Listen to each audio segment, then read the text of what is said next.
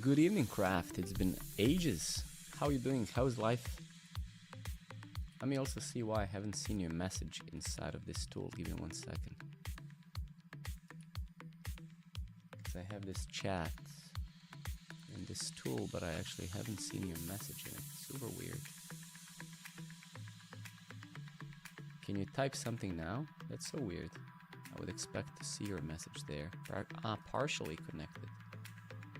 Twitch broadcaster. Interesting. Okay, give me 1 second. Life has been amazing. Super happy to hear that. Twitch broadcaster. Give me just a second. Why? Yeah, I actually don't see your chat in this thing. That's so weird. Give me a moment. Connect streaming software. What?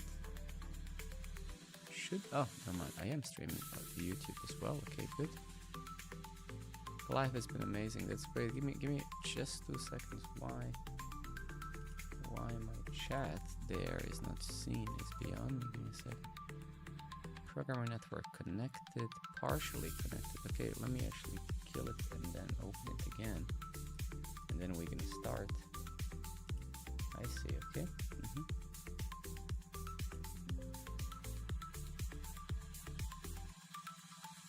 Working and leveling up. Nice. Super nice. Bear with me for a moment. And then wait to a streamer. Okay.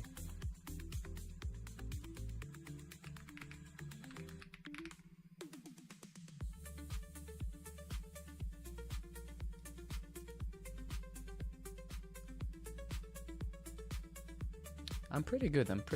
Let me actually see. Is my audio loud enough? Let me see. Should be loud enough, right? Should be normal. Let me just double check that before we start. Okay, maybe it's too loud a bit. That maybe should be better.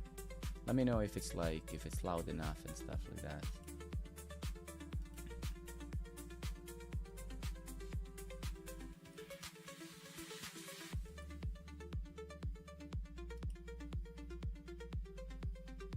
Matty, my friend. Oh my god, I love when Matty's here. The awesome Matty. Okay, give me a second, fellas. Like, yeah, it's kind of sad that this tool I'm using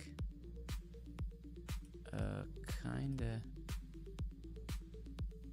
connected. Yeah, it's just the chat is kind of failing a bit on me. That is so weird. Yeah, that's so weird, man. Programmer network, videos, subcount, predictions, polls, channel points, settings, emote, pyramids. I don't know what that even is. Chat. Josh, my friend, good evening. No, it's just yeah, this tool that I'm using for chat and for other things. The streamer bot is not. Maybe there's an update or something. Give me 2 seconds. Check for. Okay. Up to date. Okay, never mind.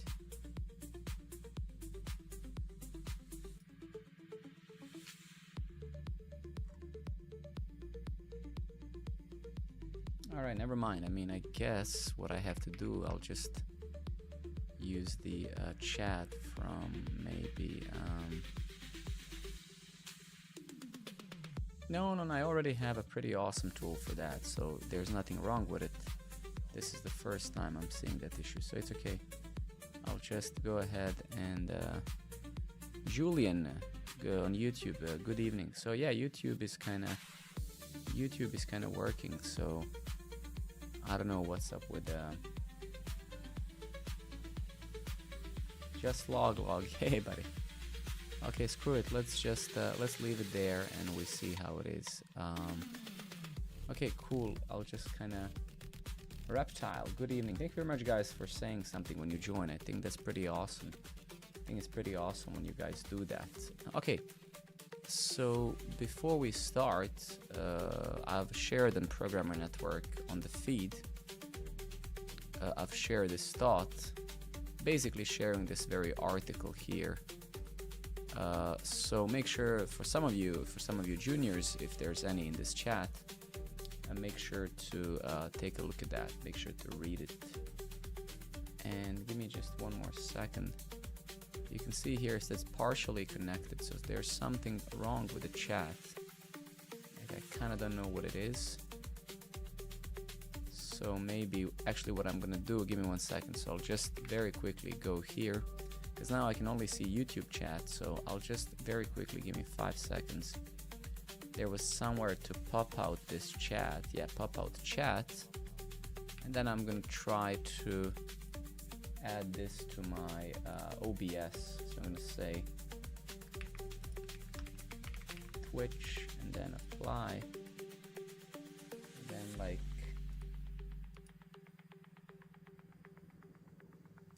maybe reset docs. Yeah. Custom browser docs. Apply.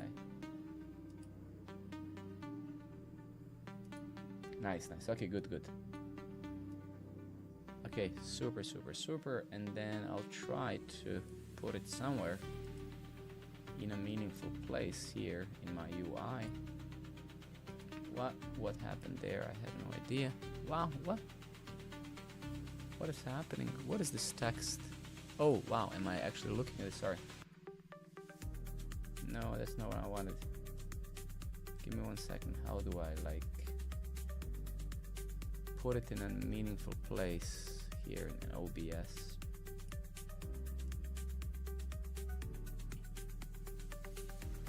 Oh, okay, got it. Nice. Okay, 2 seconds and we can start. Nice. Okay, good.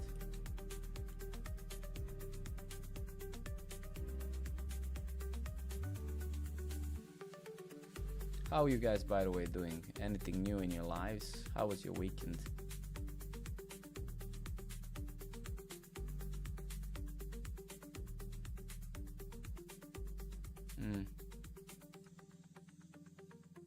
Alright, never mind. I'll put it here. At least for now. Alright, cool. At least now I can see your chat. And then, and let me make sure that is my microphone loud enough? I guess it is. Okay, good. Ever thought about starting? No, I never thought about it. No, consulting is not something I'm interested in. But also, I did consulting there when I was very young. One of my very first jobs was actually that, you know, maybe 15, 16, 17 years ago, I used to work on freelancer.com and freelance.com. Back then, these two platforms were like the most popular. Oh, actually, so my commands don't even work. Okay, never mind. But no, there's nothing fun. There's nothing fun in doing consulting. Consulting is, yeah, not a very fun thing. I can tell you that much. Yeah. Also today, absolutely not, because I don't think it's a great time for that either. So starting new sprint today. Nice, man. Nice. Wait, man. Okay, yeah, that's what I wanted. Like, come on. Why are you not? I just want to kind of move this chat so I can. But OBS is kind of not helping here. Yeah, you see what's happening. OBS is kind of giving me a bit. Yeah, it just sucks.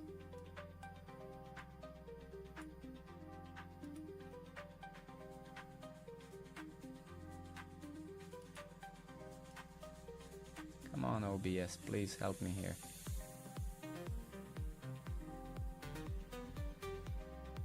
Actually, I have multiple keyboards. This one that I use is it's called let me actually show you. So this one that I'm using is I don't actually know the model, so I'll just it's actually not my most expensive keyboard, but it's a very good one. I really like it. So it's like 100 euros or maybe a bit, yeah. So it was around 100 euros here in Denmark. I'll just send it here. It's this purple one. Yeah, it's for the money and stuff. It's a really nice keyboard actually. Very, very nice. All right, very good.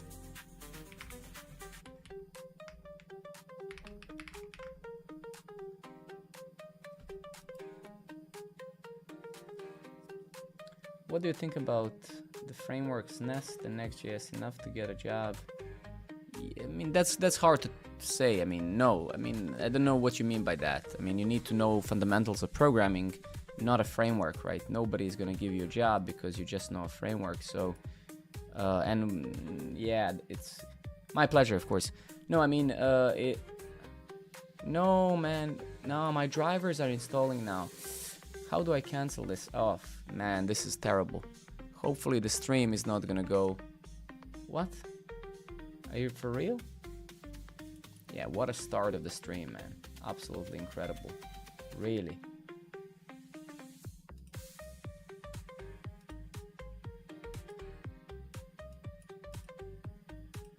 Okay, never mind. I think we're good. Just not the smoothest start, man. OBS is giving me a bit of headache.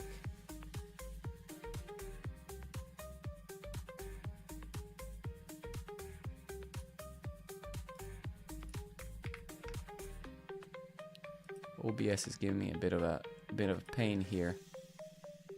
Pop out chat. Okay, let me just maybe do it like this until this thing maybe starts working. Yeah.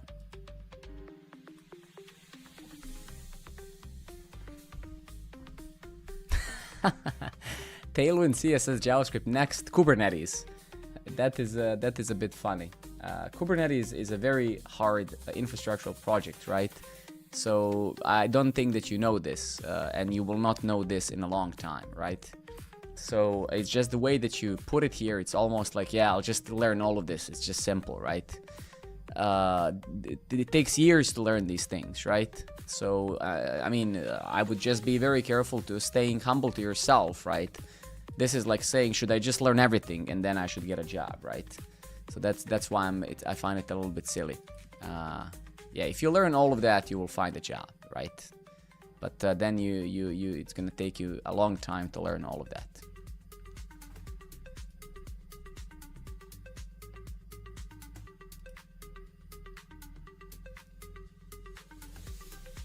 Okay, wait, let me actually also do this. Screw it.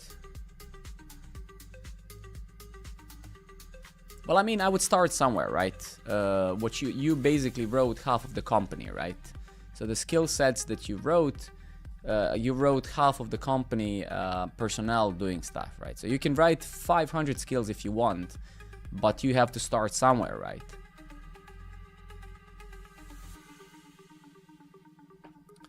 I mean, it is good. Like, if you want to learn a bit of Kubernetes, I wrote a guide on that. You can, because I have my own home mini data center here if you want. So I kind of have my own guide on that. But again, like Kubernetes and orchestration, etc., etc., etc., is something that has nothing to do with HTML, CSS, or anything like that. So that's why I'm saying it's a funny formulated question, because that's like saying I'm gonna become, I don't know, tennis player, and should I learn physics?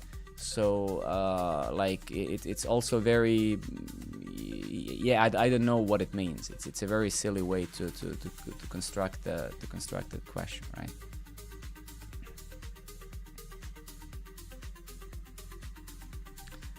How's the UI going? Well, actually, we just started the stream, so let's see what it is that I want to do. Let me actually open my e-ink tablet here. I kind of had some notes, so let me kind of screen mirror the actual. Let me screen mirror my e-ink tablet to the stream, and then we'll see kind of what we do in today's stream. Okay, give me 1 second.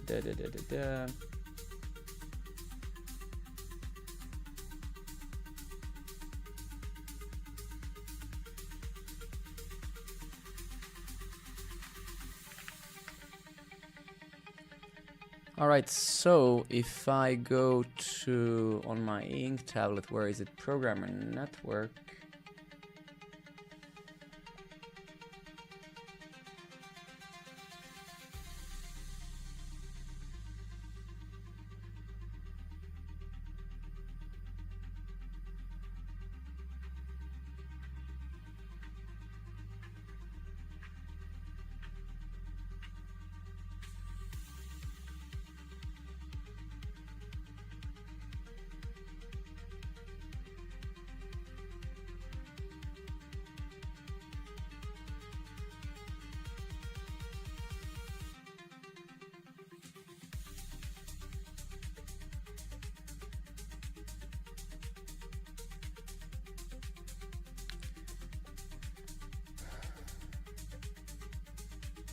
My name is Alex, and I would prefer if you call me Alex, for sure. I also love that. I love to know your guys' names as well.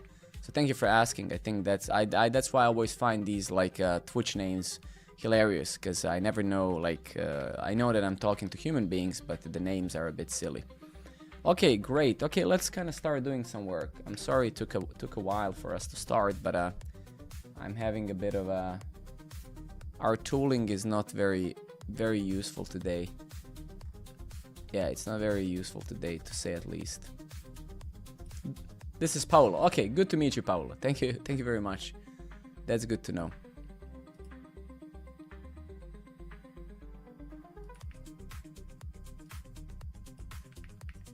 Alright, so let's start somewhere. Let me do... why do I have... What is this? Ah, never mind. All good. Thank you very much, man. Likewise.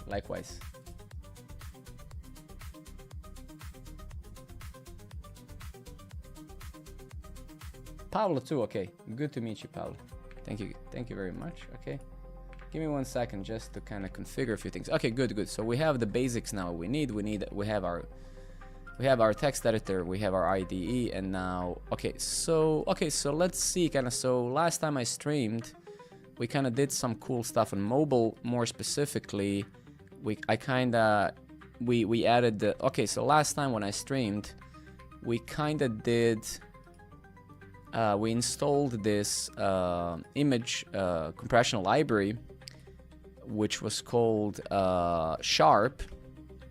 So we kind of installed Sharp, we created this compressed image, and we did kind of this for the sake of... It took me so long to realize. I actually wrote I'm writing a diary every day, and I wrote in my diary last night. Before I go to bed, I kind of reflect on the day at work, reflect with my wife, with my kids. So I kind of write what I learned, where I failed. And ironically, one of my failures all this time was... Actually, we still have one of these failures, right? Let me show you what that failure is. So I realized that for all of this entirety of this platform and production as well, like I have this UI size must not exceed limitation, right? And I mean, if you think about this as a software engineer, which we are here, all of us, most of us here are, I suppose. This makes sense. It's like, hey, I want to prevent people to already stop uploading big files to my API. But from the UX perspective, this is a terrible UX, because we can't expect people to like compress their images, especially not on mobile. So somebody goes to programmer.network, signs up, right? And we're like, you know what, man, just upload just compress. And you can see many people on our platform, or some people didn't even upload their avatars, right? So let's actually also kind of clean this one up, because it doesn't kind of make sense, right? So actually, let's maybe continue. Let's start somewhere simple, where we stopped last time, and now we're gonna let our API do the compression and blah blah. And then of course, if ever this platform lives to its potential, and this becomes a very CPU intensive, then we would have a microservice that just compresses our images, so we don't put too much, let's say, too much work on our core API, right? Because we don't want our API that's delivering the JSON and all of that stuff to be constantly just processing files, because that's very expensive, especially for a single-threaded nodejs, right?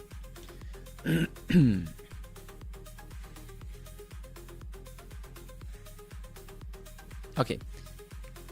Okay, so let's, we recommend blah, blah, blah, handle open, handle close, handle save, upload user avatar, image dialog, okay, let me see, upload avatar, aspect, that's all cool, but where do I literally have this limit in our core library? That would kind of suck if that is true, and it seems to be true. What?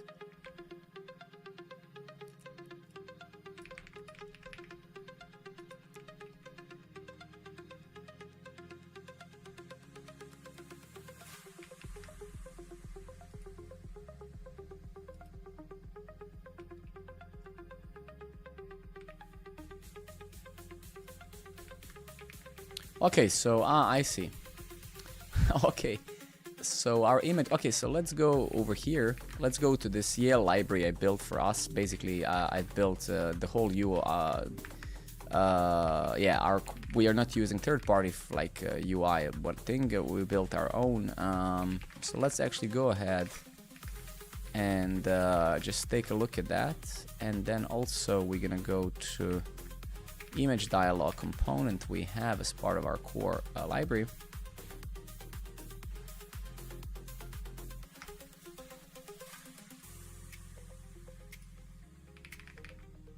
So we're gonna start here. So select, okay. So if we get actually over here, max file size.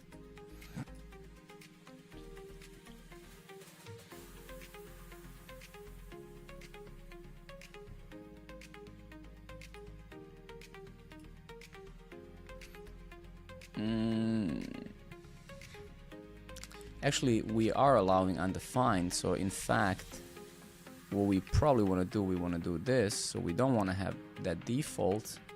And then our image input here, which is our another component.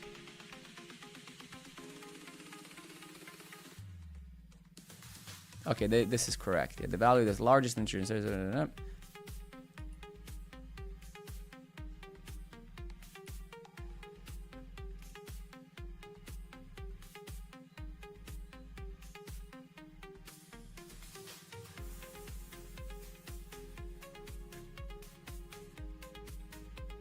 Okay, I mean, we can have the max integer. This is not wrong. This is going to be a huge number, right? But then it kind of does an additional check for no reason. So in fact, let's update the props of this. So yeah, so it kind of does allow max file size already to be undefined. So if we actually go back here and then into validate, we can say that it's this, or we can actually make it optional.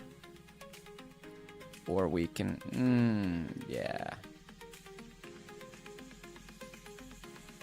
And then this kind of makes it true, right? I believe. Okay, if we do something like this, and then pm test. I don't know if I've tested this component, but we can take a look at that. Yeah, okay. No, we actually don't have tests here, which, yeah.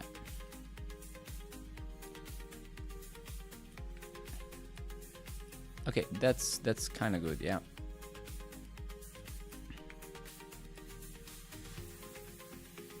All right, yeah, that's great, I guess. Let's kind of already deploy that, I suppose.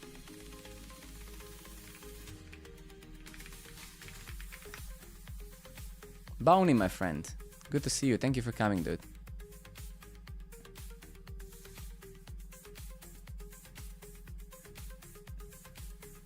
So let's format this. So this is a tiny change and we want to remove that limitation. And then we proceed with something else. Let me just see what I've done. Cool. Cool. Pretty good, my friend, pretty good. Long day at work, bunch of meetings, bunch of planning. But yeah, besides that, my dude, not much more, honestly. I would say, yeah, but pretty good, pretty good. And now I'm just ready to hack with a bit with you guys. So yeah, and there's a bunch of awesome projects we're gonna be doing as part of our PN. I hope you're fine as well, my dude.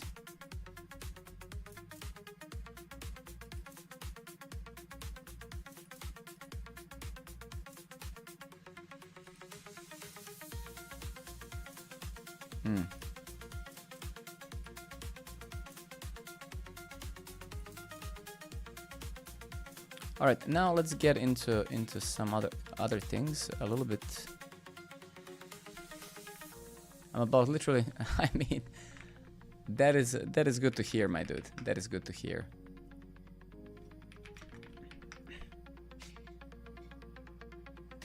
Ah, come on.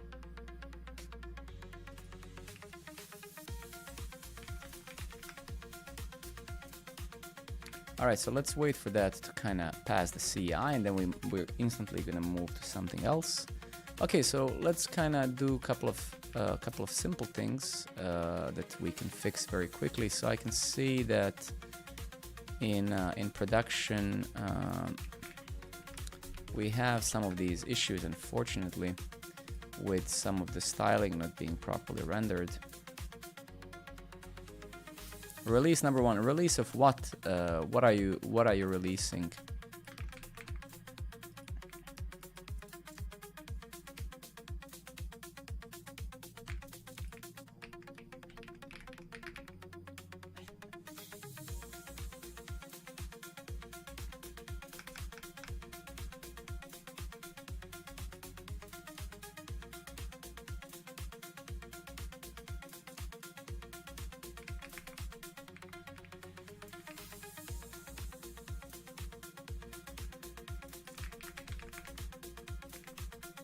Okay.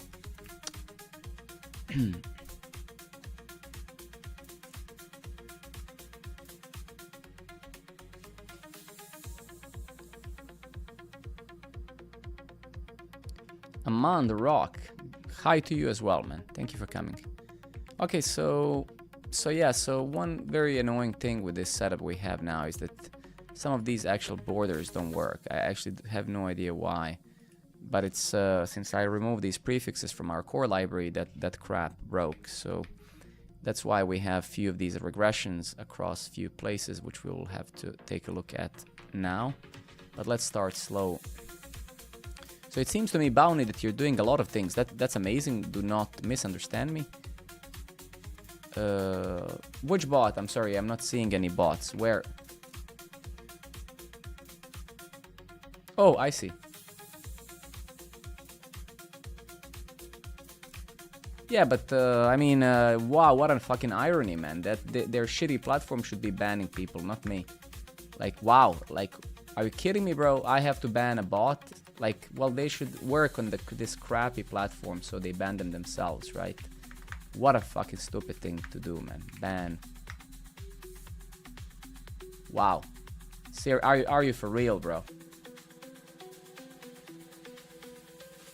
Like, it's my responsibility to ban something that they should have banned in the first place.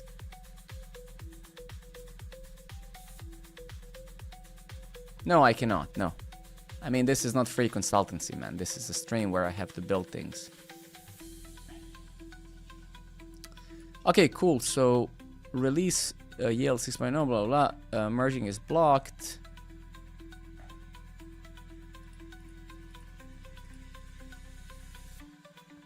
Okay, cool. I suppose.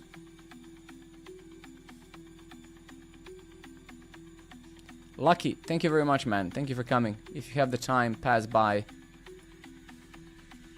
Pass by later on if you're around.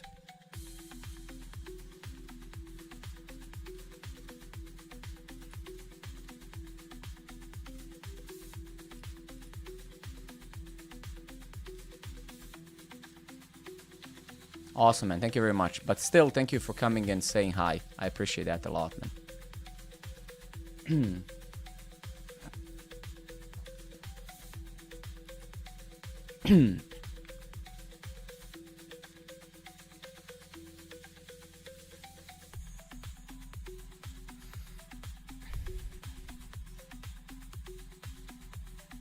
Dotto, thank you very much for coming and sending a message, dude. That's awesome.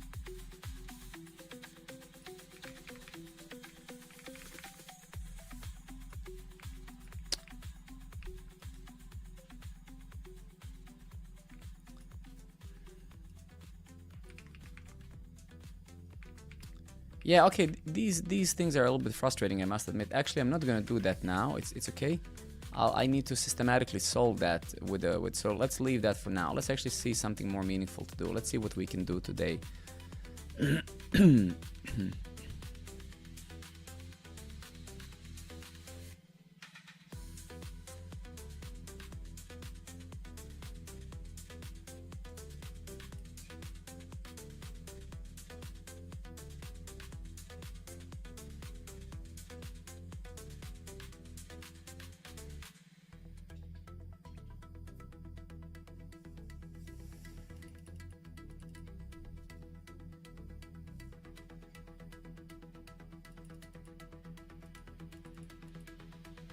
I see.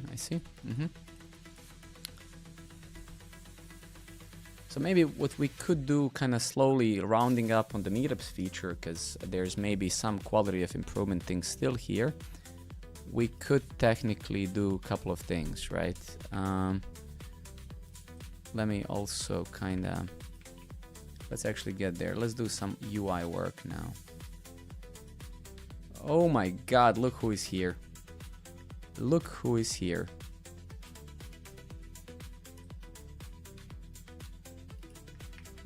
Cedric himself.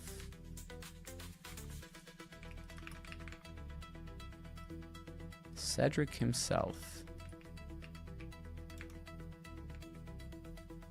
The non-existent helper. I forgive you, man. I still love you. Don't worry about that. I still love you, my dude.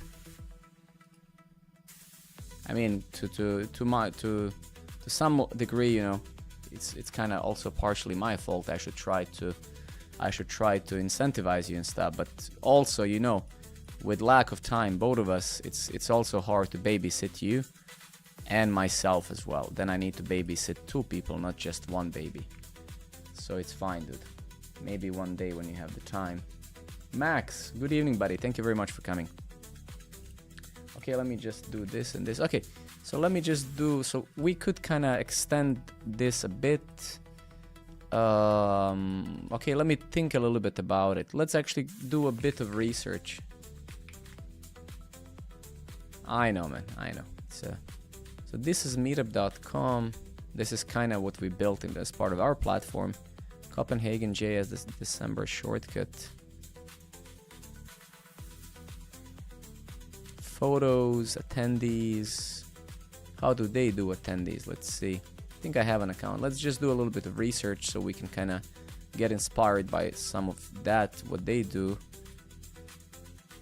Wow, really? No, bro, just, wow. Okay, that's very aggressive. What? Bro, like, really? What? I mean, man, I just want to check the platform, dude. Whoa. Wow. Okay, that is the most aggressive thing I've ever seen, platform money-wise. What? Look, to their defense, maybe it works. To their defense, maybe it works. I mean, this is very aggressive. Like, dude, I just want to click on something before I pay. Can I just do that, bro?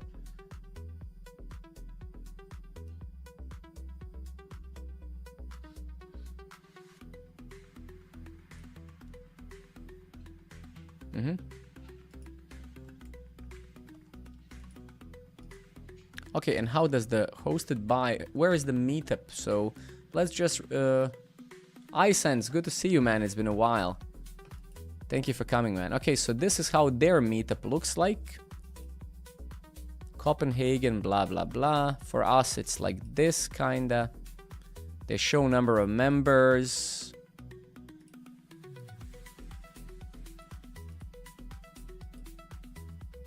Location, where it is, okay.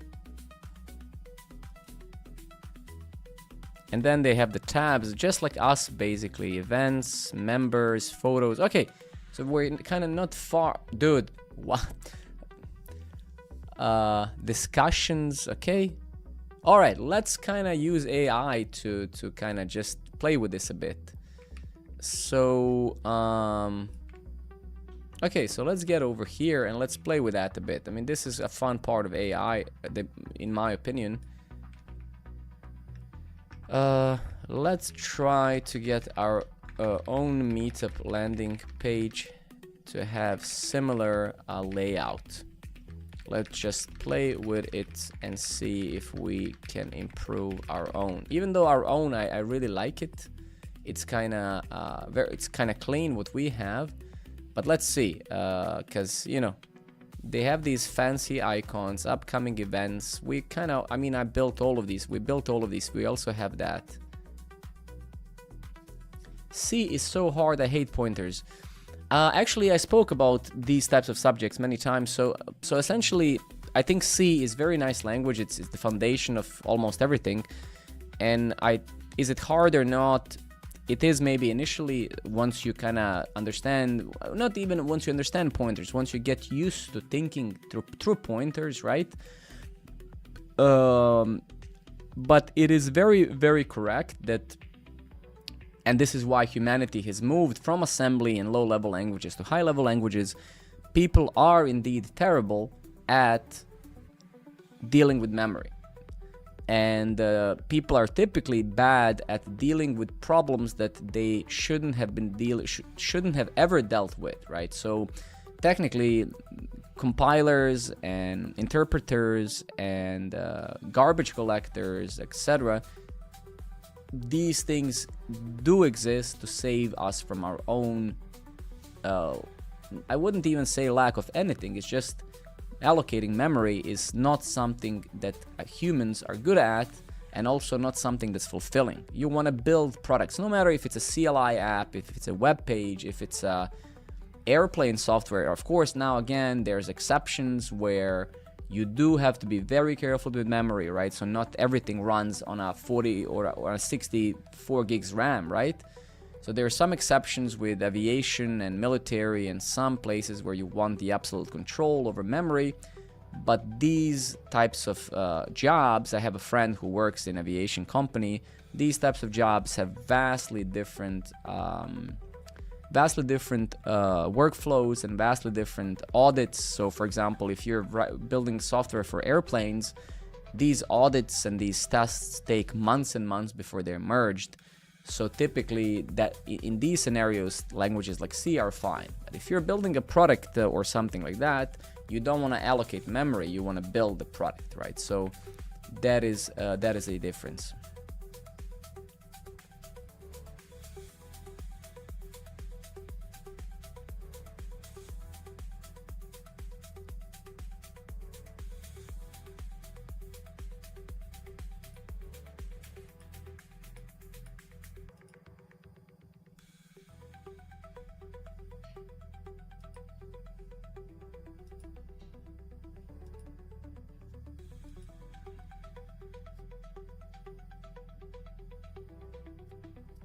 I can't wrap my, but you don't need to necessarily understand compilers, right? I mean, there's probably a better use of your time than understanding compilers. I have the best book on compilers ever. It's right on my shelves here. It's like a Bible of compilers, and I read that when I was younger. But that's understanding compilers is not going to make you better at what you do at all. So it's going to provide you with some sort of nerdy feeling of knowing it. But learning about compilers is not going to make you a better C programmer, or any other programmer, right? So you have to be pragmatic about and ask, why do I want to learn these things in the first place? What is the outcome? So you should always focus on the outcome and the investment. So I'm going to invest this much of this. What is the outcome of that, right? So because all of us, we can learn so many different things at a given time, and some of these things will provide us with a short-term value, somewhat from a long-term value, and you should think about it that way. What it is from a billion things that I can learn, what are the things that I should learn now that can help me, right?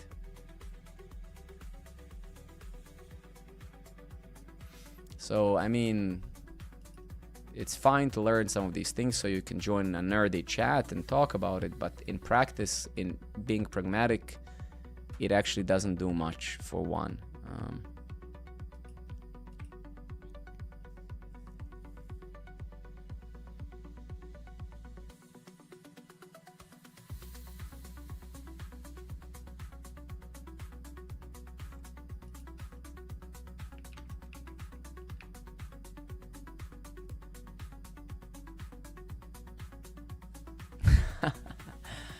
I mean, this is a very pragmatic stream. You know, I've been a programmer for many years, so I'm not a content creator, not an influencer, not an entertainer. I'm a realist, right? So,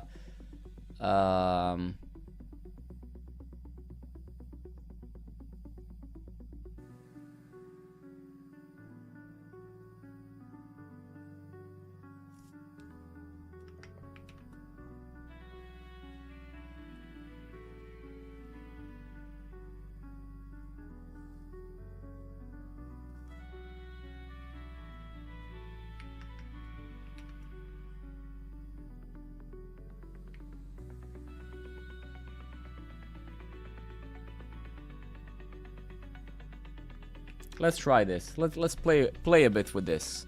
I don't know what the outcome is gonna be, but let's kind of, we should kind of be rounding up this feature so we can mark it as complete. For now, let's call it Meetups version 1, and then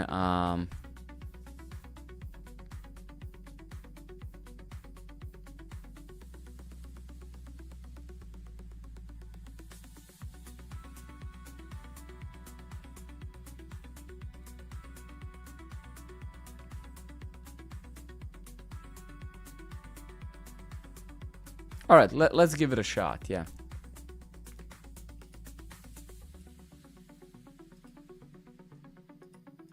Let's give it a shot.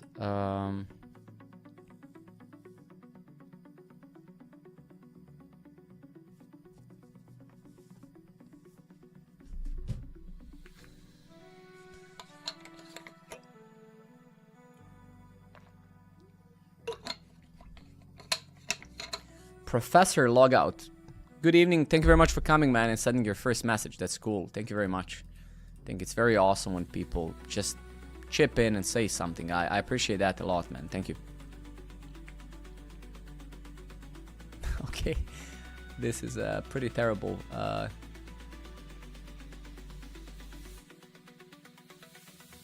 you tell me, please, how did you plan this project? Like what you will have in your app? I find this problematic. This project is very old and it has been live for like 2 years, so it has 2,000-3,000 users already. You should actually go and sign up if you haven't. But I don't plan long term like that when I build these small these I wouldn't call them side projects, these types of things. Planning is meaningless without execution, right? So you can plan all you want, but you need to show for and show continuity, show dedication, show the work, right? Planning is useless until you prove to yourself that you're capable of executing a plan, right? So I would definitely advise you first start something even randomly, see if you're capable of doing it, and then plan, right? Planning, people are great at making a new Trello board, laying out the whole grand 4 years plan, and then never accomplishing anything. So plan without continuity, plan without execution is meaningless, right? You just set yourself up a failure, and even more so as you overplan things and you see no progress, you just are even more disincentivized to even do it, right? This project has grown over time with the community, with people here, and I don't do some grand planning. I try to show up. I have 2 kids and a wife and full-time job and stuff, so I don't plan much. I just try to show up when I have the time, and I try to do some work, and I try to make the best out of it. That's really all that there is to it. So no grand plans, no perfect 5 years development plan. Just start small, build something, get it online in front of people as quickly as you can. To be honest, I don't know much about. I don't watch people on this platform, but you can check my LinkedIn here. I've been in this industry for a very long time, very long time. But you can check it here. Very true, Cedric. Very true. Very true. Not far from it. Not far from it. Not far from it.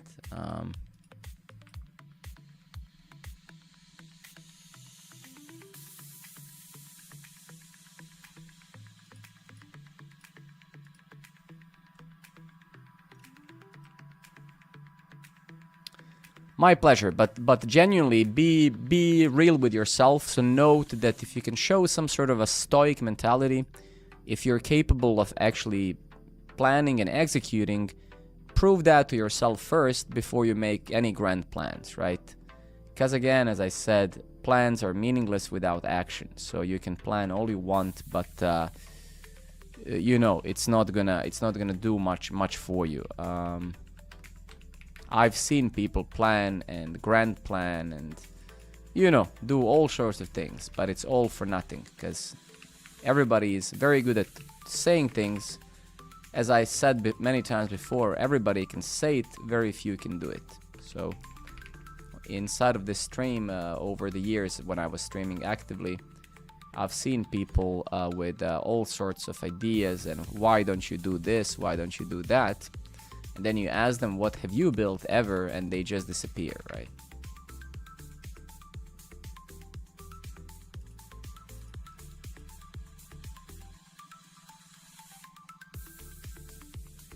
This is absolutely disgusting.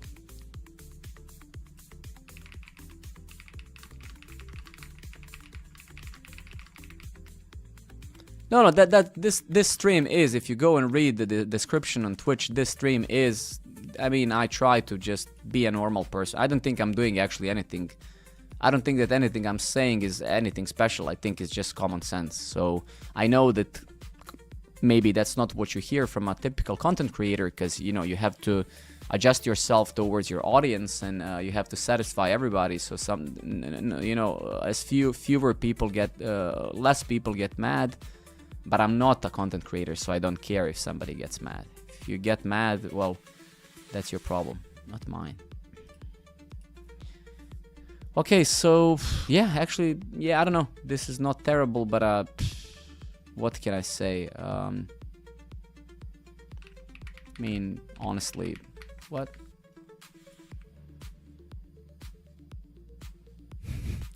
Cedric. When are you gonna help me, man? When are you helping me, bro? You see, Cedric is that exactly thing. Alex, I want to join you, and I want to join you, Alex. I want to help you out, you know. Bastard. Alex, I want to join you and, you know, provide my programming experience. You know, trust me, bro. I'm gonna just work very hard. Bastard. Just trust me, bro.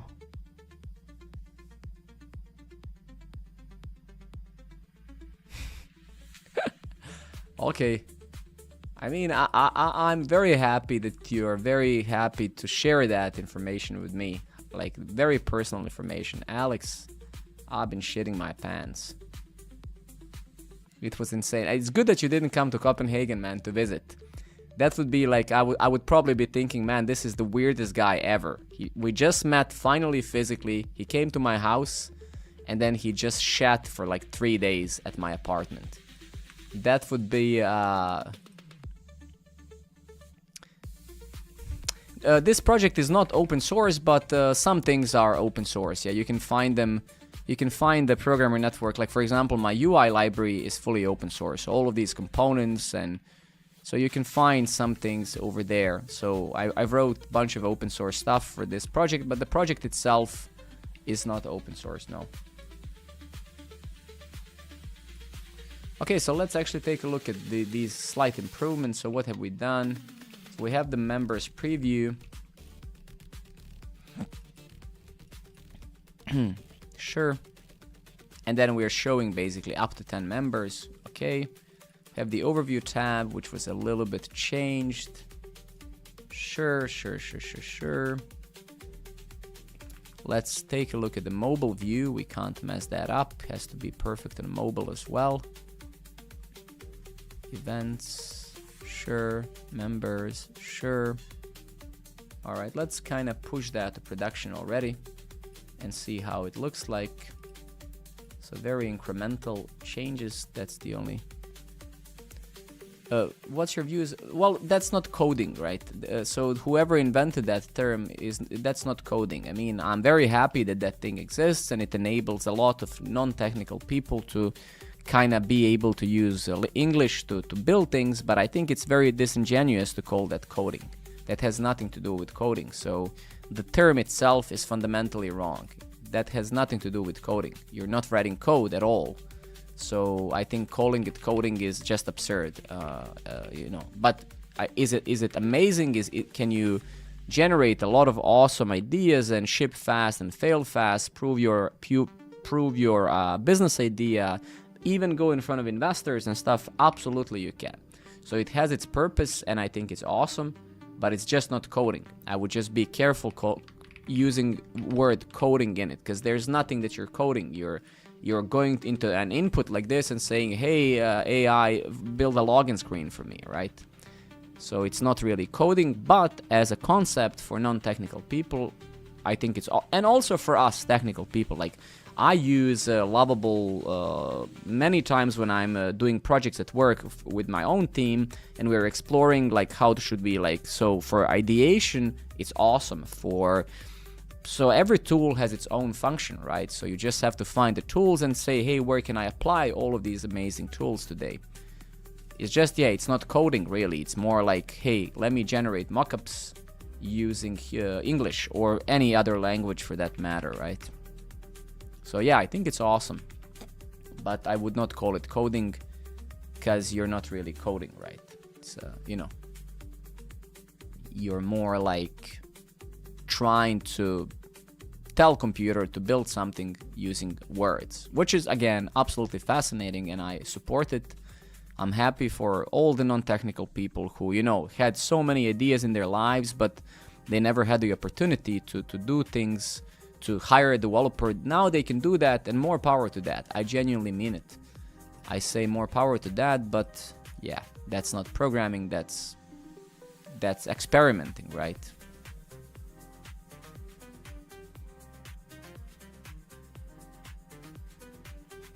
And hey Phil, and again, let's not conflate this, assisted programming and vibe coding. These two things have nothing to do. What I'm doing here, so what you see me doing in this stream, right, is me enabling myself to not need to write these things manually, but instead I orchestrate my thoughts and then I review it. So this has nothing to do with vibe coding. This is like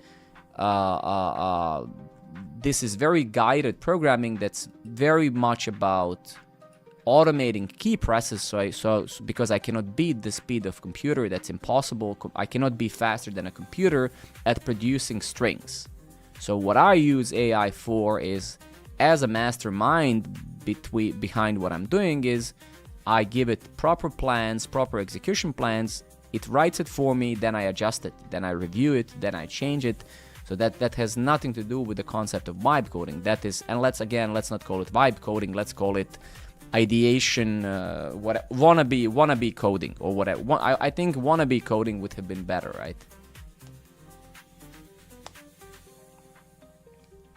I think Professor Logout, I think it can be true for both. I think it can be also good for actual product thing, but if you're technical, right? But again, AI-assisted programming or any sort of assisted programming and this vibe coding, on the quotes, they're two vastly different things. Vastly different things. They're barely correlated, because on one side you have an expert, an engineer who uses these awesome tools to empower oneself. On the other side you have, you know, creative, non-technical people for the most part who, you know, want to build things. And again, they should, but has nothing to do. These two, I mean, both of these concepts exist, and they're just should be used cautiously, like when we talk about them. Okay, let's see the change that we've done. Nice, I like it. Very good. By the way, guys, if you want to know when I'm streaming and stuff, please just go and join the meetup here. So if you join the meetup here, every time I schedule a new stream, you're gonna get an email notification about the stream. So if I don't have a strict schedule, but and I also need to update the description here. Okay, members 10, Denmark, organizer. Let's double check everything. Let me just very quickly check it on mobile. Should be fine, but still worth giving it a shot, right? And, you know, sign up on Programming Network if you have a second. It literally takes no time, and I think it can benefit you as well. And it also motivates me to stream and to come back and to hang out with you guys. So if you want to kind of chip in for a bit, that's the only thing I would ask you guys to do. Sign up. I would appreciate that. Okay. My photo is from... Oh, is this you? Is this you?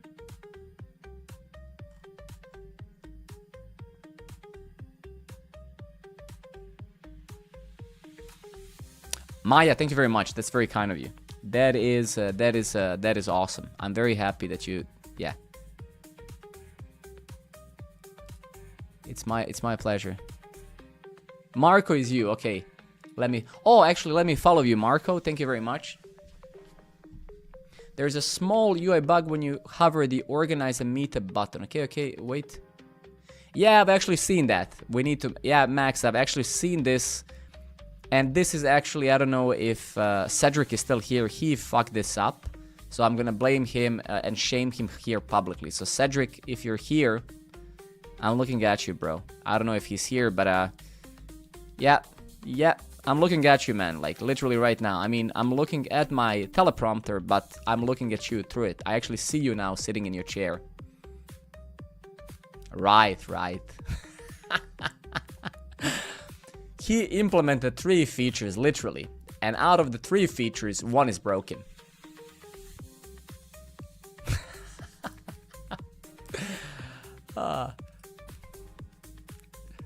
You were in the 3rd row, I see. Where is... here is Phil. Here he is. Follow. Okay, actually, while we're at it, I realized there was one thing I wanted to do. And I realized... Oh, oof, I panicked there a bit. So actually, what I wanted us to improve was that you can see if I go to production, like I have... In production, I have 160 followers. So actually, let's improve this. This kind of sucks. This view is completely kind of shitty. So, what happened there? Okay. So let's kind of work on this a bit, because in production you can see there's a bunch of people I'm following, there's a bunch of people that are following me, and I built this. This was an MVP we built in a stream long ago. So let's kind of improve that a little bit. I don't know. It really kind of sucks. It's not cool. It kind of looks broken almost. So yeah, I mean, I enjoy the vibe in the chat today. So let's kind of take it easy. Also, like it's Monday, so yeah, we're gonna have a whole week to hang out. So actually, let's just have time, good time, and do these, because these tiny things enable me also to just read the chat and answer questions. Okay, so let's go and search for followers. So one tip that I have for all of you who are not doing this, Muhammad, good evening, buddy. So you can see one of my core workflows, and this is when I'm using Vim, when I'm using Emacs, when I'm using Cursor, aka VS Code, is using global search. This is what I learned from Elvis, my colleague, maybe 7-8 years ago, and was one of the most useful tips I could pick up from anyone in my entire career these 2 decades. And that is, especially when you work with AI and sometimes when it's unclear where the things are, you can just search for words, right? So you can see like, and then what I typically do is just like, is this it? And typically it is it, right? So use this global search like you're just Shift Alt F or Command Alt, right? It is absolutely powerful. So make sure you do that. Okay. Okay, let's do one thing, because gradually. So let's extend our faker and say, hey, can we ensure that each user has some followers and that they are following someone, followed by 5 and following 5. Because now let's just extend our faker, so as we design these features, so I don't need to log in multiple accounts locally and then follow myself. So let's just extend our faker here, basically our dummy, our seed data. Is the import feature, Professor Logout, you mean the, okay, actually thank you very much for feedback, always appreciated. When you say the import feature, is it broken? The RSS thing, actually let me try. If it's broken, we fix it now, because I haven't. Actually, let me show you one thing. I do have this built better. It's a PR I opened like a year ago when I was actively streaming. So, but let's see. You're saying it's broken. I trust that it is if you say so. And also would be a fun thing to fix this stream. And also radically improve. I see what's happening. Okay, very good, very good. We can fix that in no time. Well, at least this version, I know what the problem is. So most likely the problem is, let's get here. Give me 2 seconds. Where's the actual submit? Get RSS. Handle save. Okay, so most likely on. Okay, yep. So this button is missing a type submit. I'm almost certain that is it. Let's see.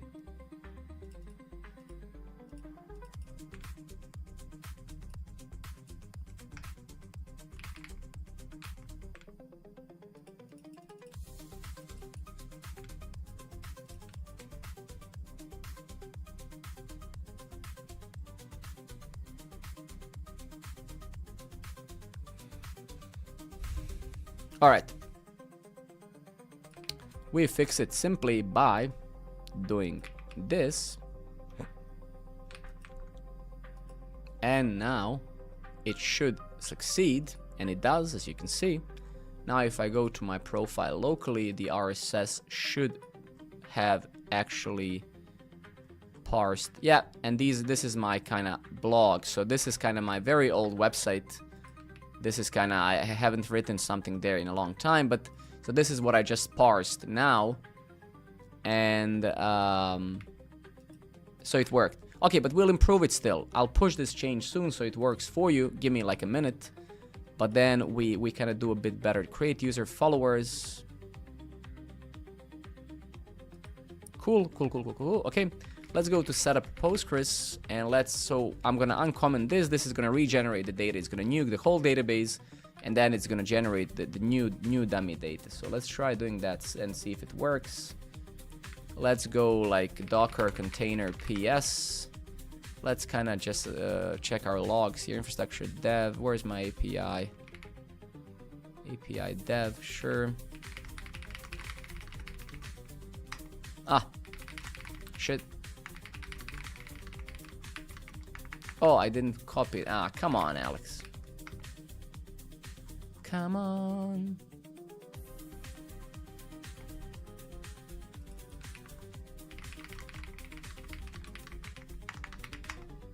All right, well, technically it seems to be working, so let's see. Yes. Okay, great. So now we have some followers, and we are also following some people. Great. Yeah, I mean, that is very humble. You know, people always ask me, Alex, how come you're so perfect and you never made a mistake in your life, and you're so smart and humble? That's, well, at the end they always, and humble it's always emphasized that, and I say, you know, that's just you know, these people on LinkedIn. You go to LinkedIn, and every day I read a post. People always ask me, it's like, man, nobody literally in history has always been asked anything. Like, what are you talking about? You know, it's like, people always ask me, Alex, like, dude, no, that's not true. Nobody has ever asked all the time. It doesn't exist. What are you talking about? People always ask me, Cedric, how come you have it all figured out? It's like, no, man, no. Stop lying. Okay. So AI was awesome in this. It kind of nailed it. Perfect. Okay, so let's now kind of improve this. So let's kind of figure it out. So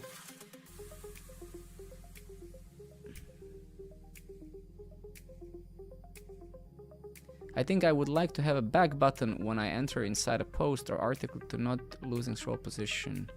Just an opinion. Max, you know, actually, Max, I wanted to say opinions are like assholes, everybody has one, but not in this context. Actually, opinions in this one matter a lot. I just wanted to kind of tease you a bit there, but no, I agree with you, man, and let's make this task already here. Max dev.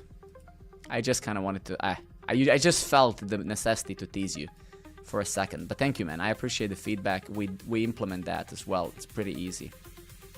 Let's just say to do Twitch feedback. All right, beautiful. Thank you, man. Thank you. We do that. I agree. That's just a reasonable suggestion. Okay, so let's first do 2 other things that we just found out from you guys. So number 1, first, this is what I wanted to do. This kind of sucks big time. Anybody has any UI UX suggestions for this? This is probably not the most important thing anyway, but it kind of just just incrementally improving this platform as we go. Like, do we like use some sort of a modal, a search bar? A search. I mean, I'm more meant like a side panel, but I hate these. Like, how do some other platforms have this? Like we, for example, we went to Meetup though. I don't have other social platforms, so I don't know. If I go to my LinkedIn,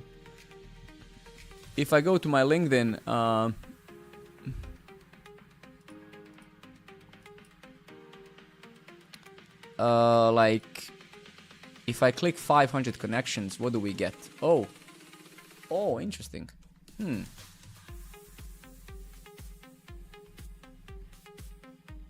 I don't have Instagram. I don't have any of these platforms, so I have no idea.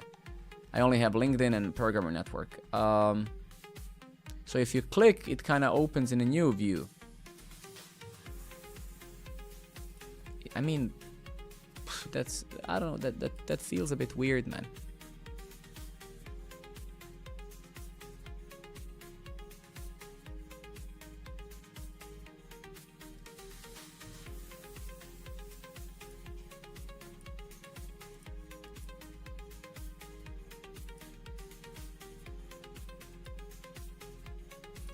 Alexander's network. Okay, I see. I don't think this is bad. What do you guys think? I don't think this is bad. I think, yeah, I mean, and this is so easy to implement. We can implement this, especially using AI, in like 5 minutes. Yeah, man, I don't know. I don't think this is bad, bro. Honestly. And we can also paginate this, right? As they do, you can see they're paginating it as well. That's literally what we need to do. I mean, honestly, I think that's add a network page.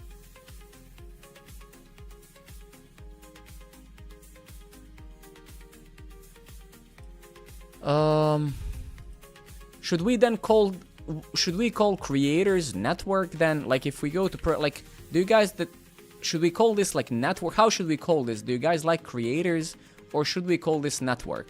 And then maybe we can improve this view as well. I mean, this is also random. So should this be called creators, or like, or maybe network? Call it dudes. I mean, maybe out of these 2,500 people that signed up, maybe there's one sad girl who just did it for me. It's like, okay, let me just do it for Alex. How about members? I mean, network. I kind of like network. Actually, so Reptile, I agree, and I have that task already for like a year in the backlog. I can show it to you. The main reason why I haven't stick to that idea, I have a whole grand community. There we go. Fuck. Oh man, I love you. That's so smart. Community. Yep. Yeah. Definitely. Agreed. There we go. Community. That's what I feel about it. This is a community, right? That's literally, yeah. What the hell? Oh my god, there's a username community. Are you kidding me? You have network in your name. Okay, well, Doro is also right. Shit. Doro is also right. Crap. Network. Fuck you guys. You're both right. Shit. Ah.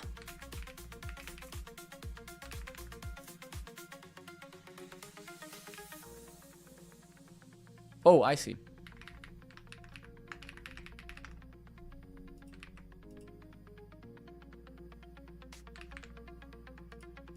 What do you think? What do you guys think? Network.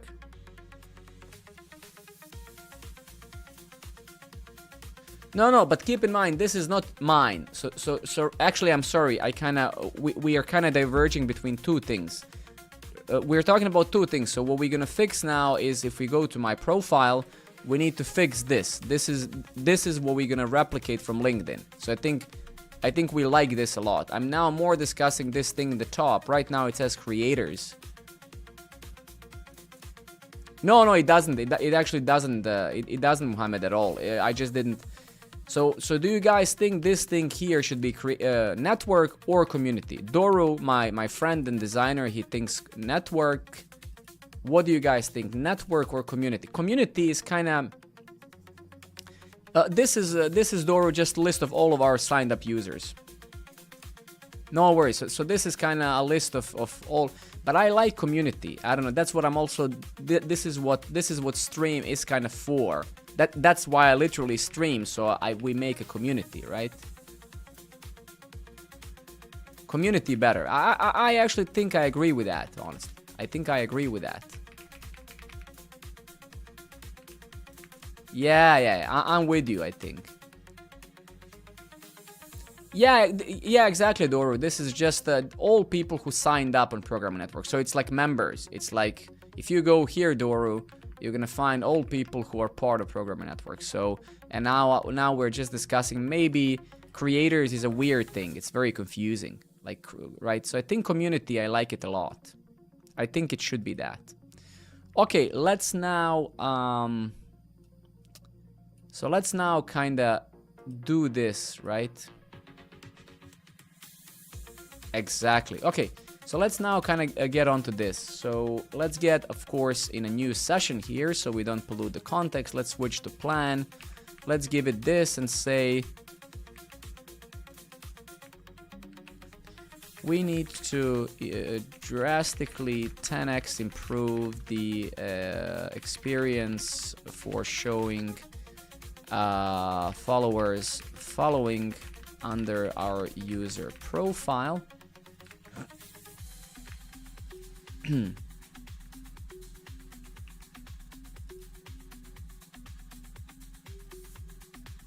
And the white screenshot that I shared, which is from LinkedIn,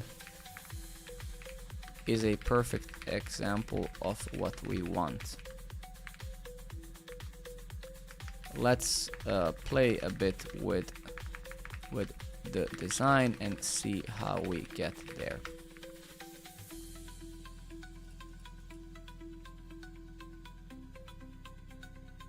Okay, so let's kind of... Design is hard. This is, for me at least.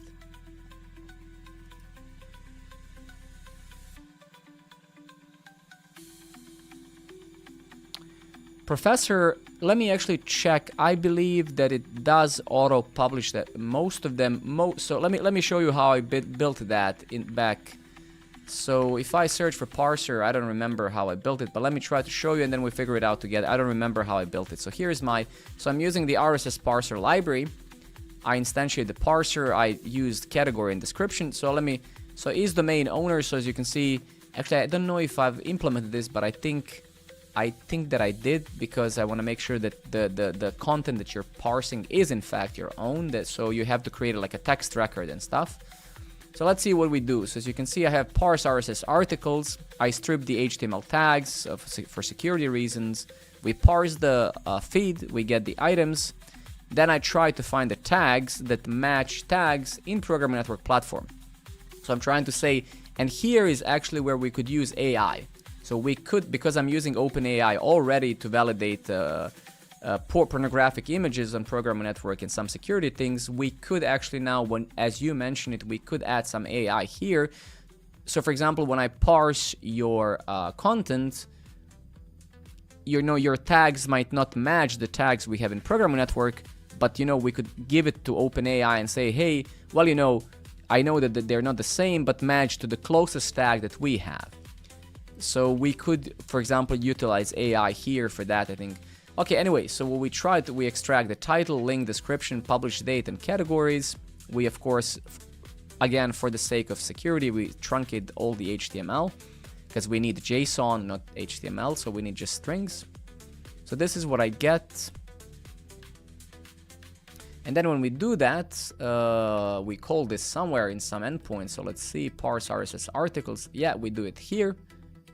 And actually, yeah, you do have to validate. So you need to add a text record in your DNS, because I remember when I did this, I said, Well, we have to ensure that the person that's adding an RSS feed is the owner of that RSS feed, meaning of that website, right?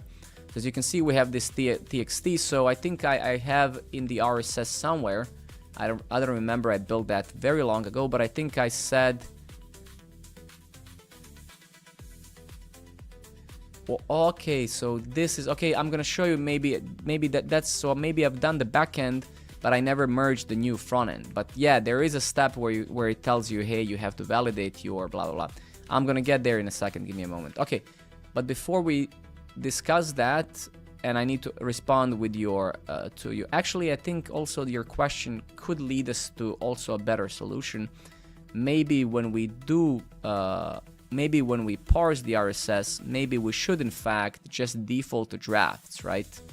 So I think your question is great because even if we're not doing, I think we're publishing it automatically. Let's actually find where it is. So we find all the tags, we parse the articles, we start the transaction, SQL transaction here. We create the articles, right? And as you can see, no, they're not drafts. So do you think, Professor Logout, that it would be better if they're drafts? I do not use a canonical. No, I do not. I don't think that I do, as far as I remember.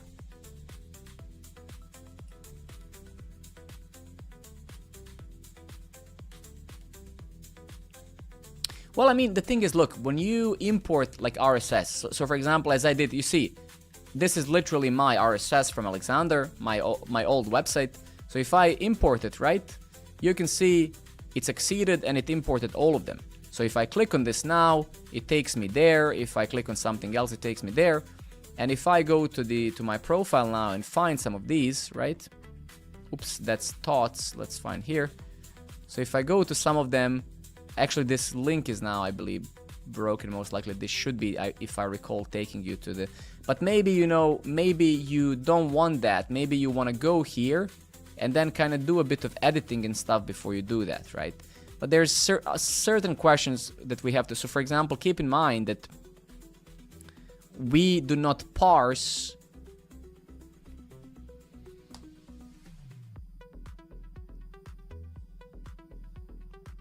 So currently, actually that's true, Professor Logout. So currently we're importing them once, but we do have we're using bullMQ in our API. So making it like a scheduled thing where you can choose as a user, like we could also build that super easily because we have a bunch of jobs already in the API. So we could create a quick scheduler where we say, hey. So, for example, instead of doing what we're doing now, where you provide a URL, what we could say, well, let's actually just store the RSS URL, and then user can choose here in the settings, like how often do you want us to. Amazing. But you can also see, I mean, this UI looks like shit. I built another one long ago. We never merged it, but you can see.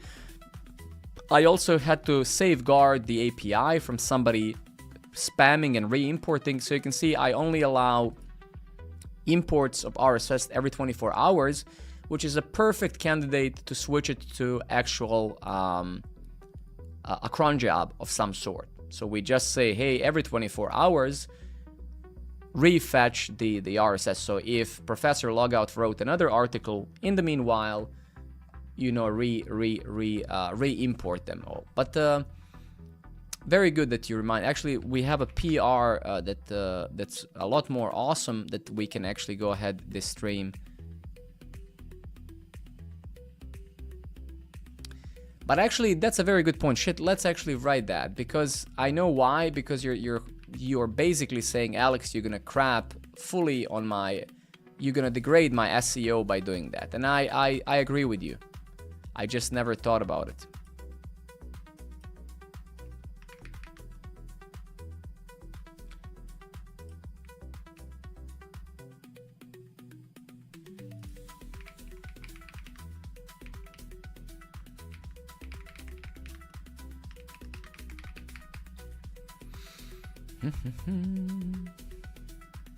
Give me 2 seconds. Let's put that there. Amazing. Okay, very good. Done. You can see we'll actually take a look. Let's finish the other feature and then we're gonna take a look at this. But you can see I opened this PR. I opened this PR, when was it? Like 8 months ago. Okay. I use Fastify. I use Fastify in the backend. I don't use any of these abstractions like nestjs and stuff because it solves nothing. It's just a bunch of useless abstractions for me. If you're using it and you like it, more power to you, of course. For me, I like simplicity yeah. Okay, so going back to this bad boy here, let's actually see if this AI has suggested anything.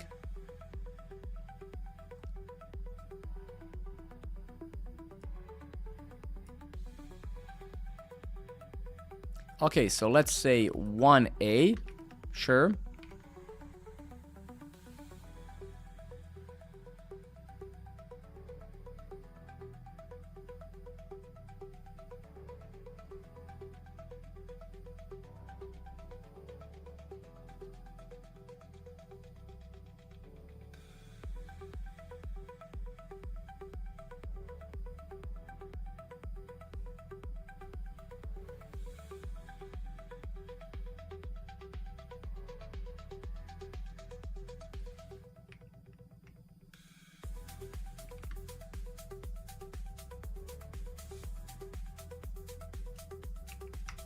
Okay, let's give it a chance. Let's give it a chance.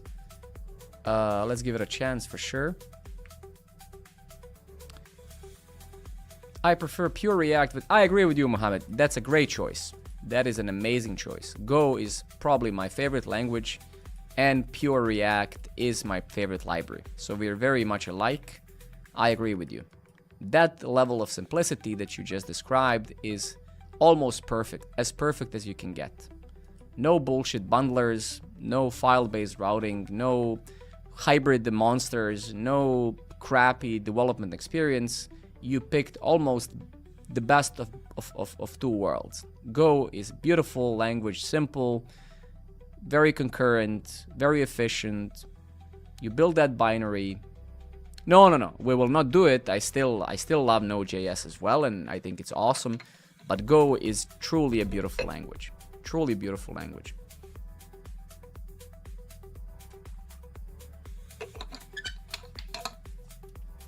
Yeah, Matty, let's do it very quickly. Let's do it very quickly.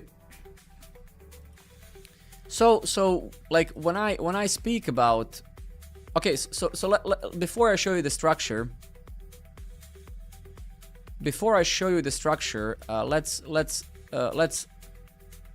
So okay, before I show you the structure, same, absolutely.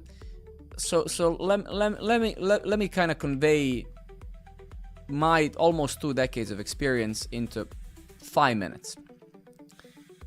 So when we talk about programming in general, right?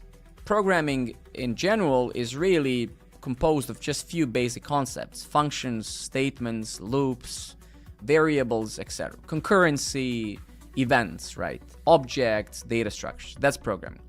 But then when we talk about design, system design, when we talk about architecture, we talk about, for example, often like domain-driven development. For instance, DDD, right? Just bear with me. I think you're gonna kind of could be insightful for some. But then due to this domain-driven development, sometimes you're gonna hear people call it clean architecture, or some people call it onion architecture, right? Etc. I never spelled this word properly once in my life, so thank you, thing. So you're gonna hear these concepts, right? So why am I mentioning this?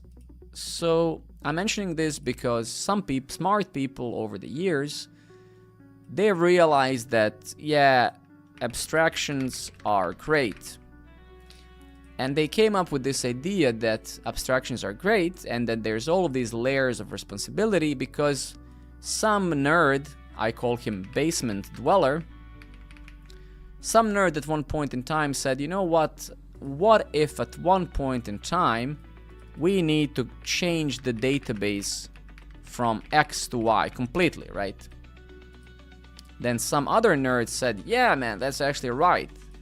What if we need to change everything, right?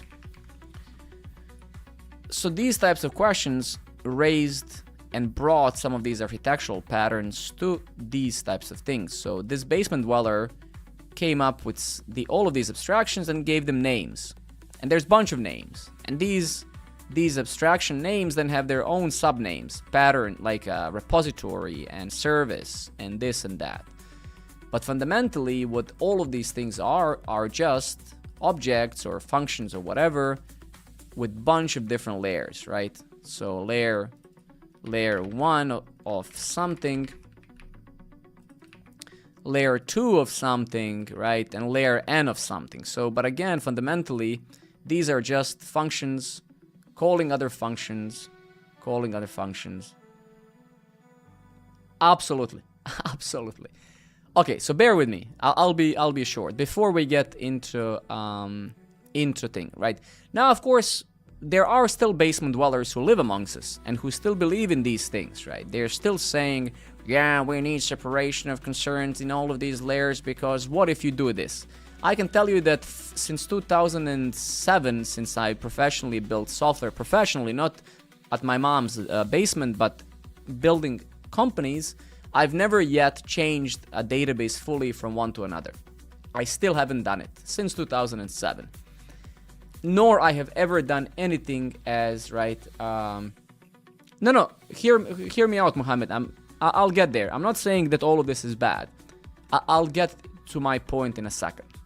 So the point is, so far on the planet we have bunch of different abstractions, and now when you structure your project, right, you need to make a decision how many of these abstractions are you gonna add, right? Some people are saying, you know what, my onion clear architecture, you know, it has 6 layers, right? And the other guy is like, yeah, mine has 4 layers, right? So, but then, you know, no, it's literally called onion architecture. Let me show you. No, it's not the name that I invented. It's called onion because it looks like these, you know, onion has these like layers that as you pile the onion off, it has all these layers. So that's why it's called onion. As you can see, there's 17 trillion different implementations of it. Every basement dweller has its own, right? And they're very proud of it. This is the original. Original blog, right? No, it's literally called onion. So these are the things, but we're not gonna get into these things. I don't actually care because they have different shapes and forms and different names, and different basement dwellers like different tastes of this onion. One nerd likes the taste of red onion better than the white one, right? Anyway, so now when we understand some context, you might wonder, Alex, what type of basement dweller are you, right? And I'm a guy that typically likes to have 1 or 2 layers, but not more. And I'll show you that in a second. At least when it comes to APIs, but it's very similar in my UI. So if I go to my super simple and in my opinion amazing API that we have, a programming network, and I would write it similarly in any language, C#, Go, whatever the language is, I would say it's agnostic of the language. So the way that I write things is very simple. So number one, I hate flat structures. So what I will never do, I'll never have a folder called controllers, and then inside of this folder I'm gonna have all of my controllers. Users controller, X controller, and I'm gonna explain why. So I think that, and this is my own theory, not out of the book or whatever, this is how I grew as a software developer over the years. I believe that when humans work, they think about, oh, there's a bug in my posts. So they know that they need to work with a concept called posts, or a user, or a meetup, whatever that is. So encapsulation for me matters a lot, because if I have a bug in my RSS feed, I have a folder, a resource, a module, called RSS that contains all of the stuff that RSS needs to exist as a feature. Now, these names, utils and service and stuff, this is what we just discussed when we spoke about these layers of abstractions. They have different names. I use the word utils. Somebody is going to use a different name. I use a service. Somebody is going to call it different. But fundamentally, they all do the same crap. They're just named differently. So again, a basement dweller likes to use complex names because that makes them feel better. Like, fuck, I'm going to go to a party, and when I say to all the girls that I do 7-layer onions, they're going to just go crazy for me, right? So yeah, mostly you want to do more layers you do, more chicks you attract. So I kind of went once to a party and I said to a chick, you know what, baby, that's actually how I met my wife. I met my wife and it said, you know, I layer 8 onion. That's what I said. I was like, hey babe, I layer 8. And she got it and she's like, marry me. So going back to this, so going back to my API. So how do I organize my API? Very simple. There's one layer, service. This service typically interfaces with a database, databases, other services, and they typically have very simple names, such as give me an hour. So let's face it, right? We all know that, but let's just say it out loud. Majority of APIs, probably 99.9% of them, are just CRUD operations, right? So this is how the whole web has been built. So typically you're gonna see things here in a very normal way. Hey, remove something, create something, blah blah. So this is one layer of things. So there's a service whose responsibility is to basically get me something or to interact with something else that's not that. Then you have the utils where you can keep your business logic. So sometimes you have a bunch of things and you wanna, so you can see here I have parse RSS articles. So, right. So anyway, not to go in super detail, if you look at any other folder, it has the same.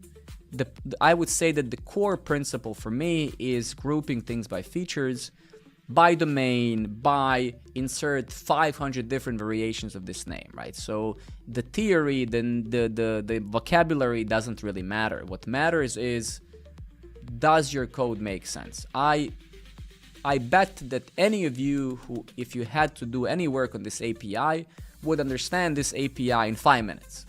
Like, I don't think that anyone would need more than 5 minutes to understand this, because everything is systematic, number one. It doesn't diverge from regular, number two. Number three, the choice of technology is awesome. Fastify is great. So for example, when you take a look at Fastify, it has a standard router. It has some request response lifecycle things you can hook into. It uses JSON schema to validate anything request related, response, like a body, response, URL parameters, query parameters, you name it, right? So fundamentally, it is simple, and fundamentally, and most importantly, APIs are very, very simple. This is why I love Go. If you ever wrote Go and used Chai router in Go, you would say it's very similar. Of course, Go has structs and interfaces and it's implemented differently. Let's not get into details of language, but this is something similar, almost I would do in Go. This is something similar. So, and this is not to say that I don't personally think that this is even a choice. I think this is literally logic. It's common sense. What is an API? You get there's some event, some HTTP request, hits something, that thing does something, and in most cases responds with something else. So let's not make it more than that, because that's really what it is. And then you have to ask yourself a question, because that is fundamentally a simple problem, how can I keep these things very simple?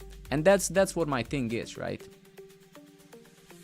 And like, you can have this thing in every single project on earth. So there's no place where this is not feasible. It's feasible everywhere. Because again, that's fundamentally what an API is.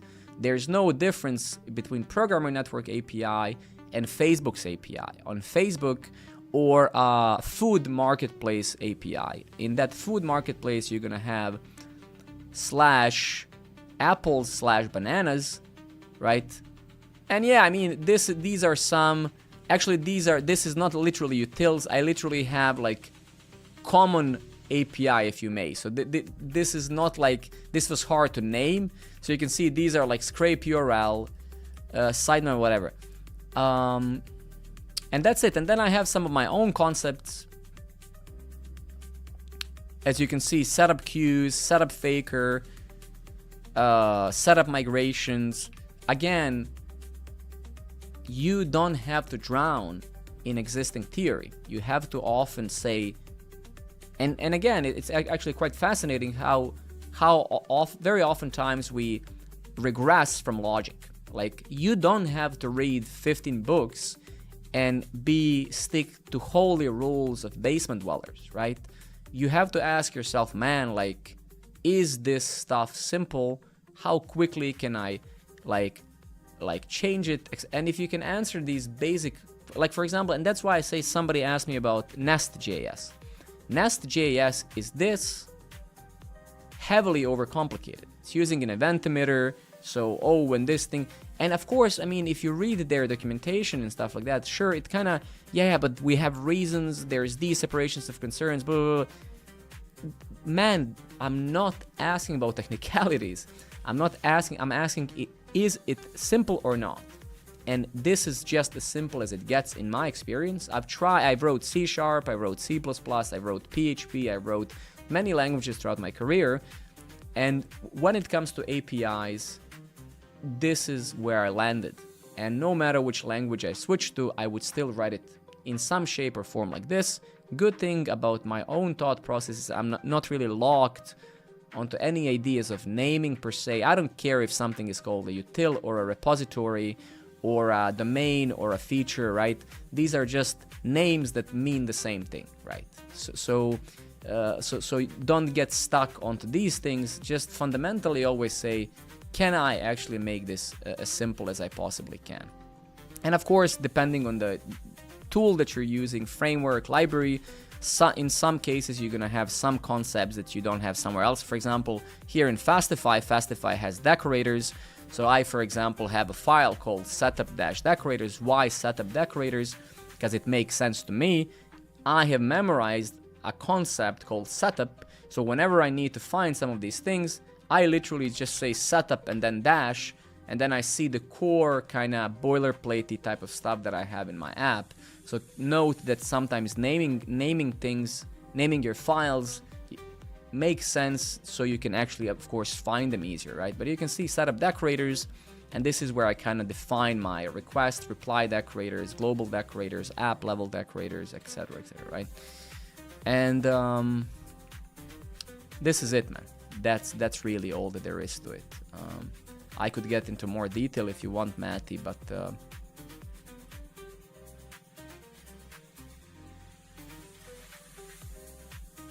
interior decorator. I think we all do, probably.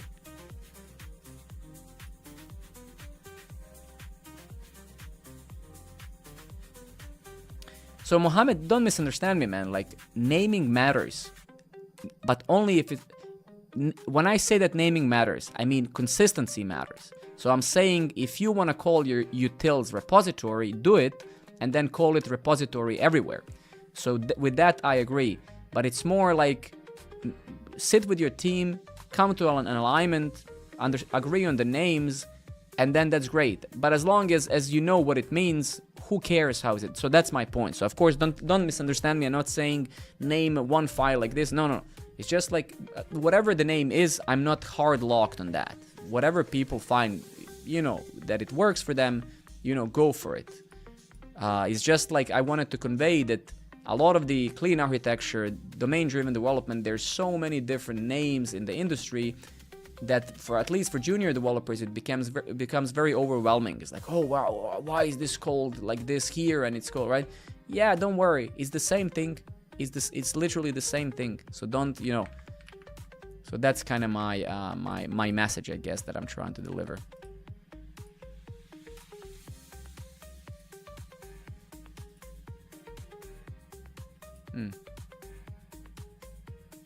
No, absolutely. Thank you, man. And please continue doing that. I appreciate it a lot. Okay. I think I have an enum for this. That's why it's complaining. Yep. No, man. Likewise, dude. Thank you for being so active in the chat, dude. That's really nice. Just very motivating for me as well.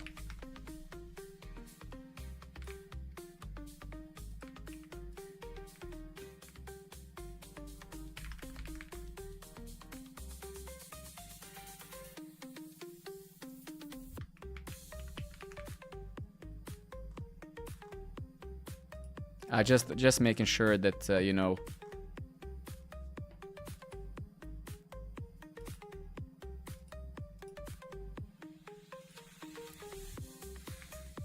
I mean, I'm not really happy with what AI did here. We either weren't clear enough, or I mean, actually, does this matter? Is this an important feature? Probably not. But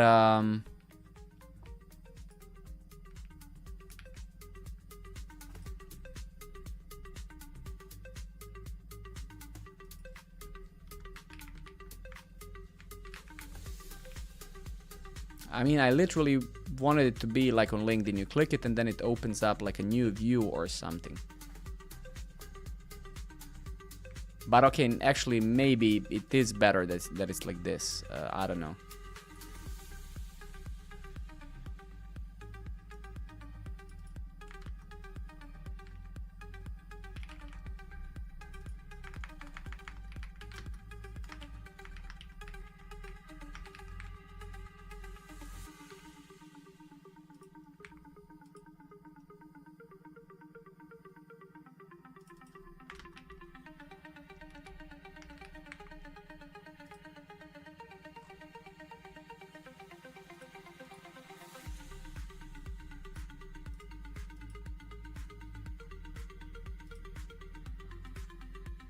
I mean, yeah, maybe that's an improvement. I actually don't know. Let me just and then I want to take a look at that RSS thing.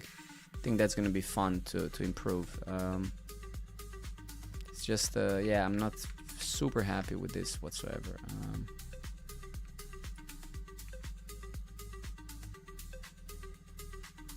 Oh, is it not? Yeah, I'm not using ChatGPT much. Is it not working? What is happening?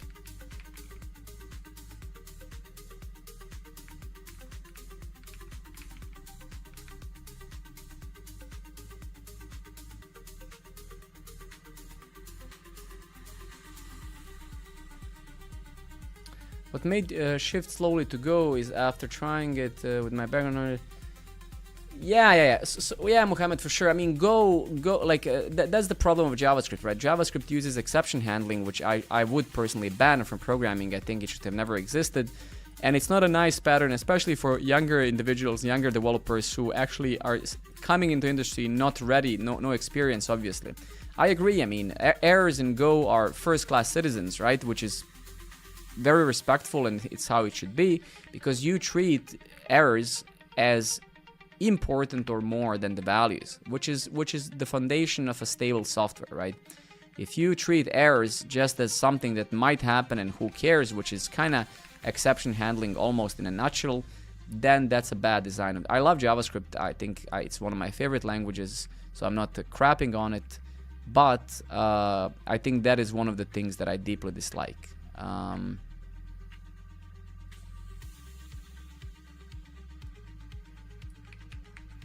So I'm definitely with you.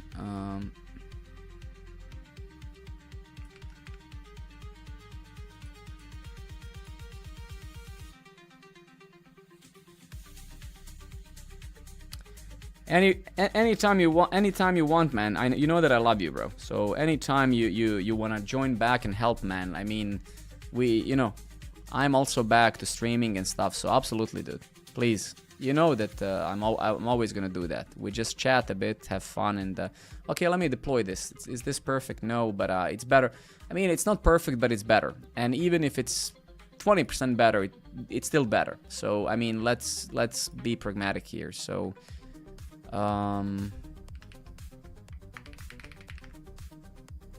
better is better. So we made it a bit better, and at least it doesn't look broken anymore. So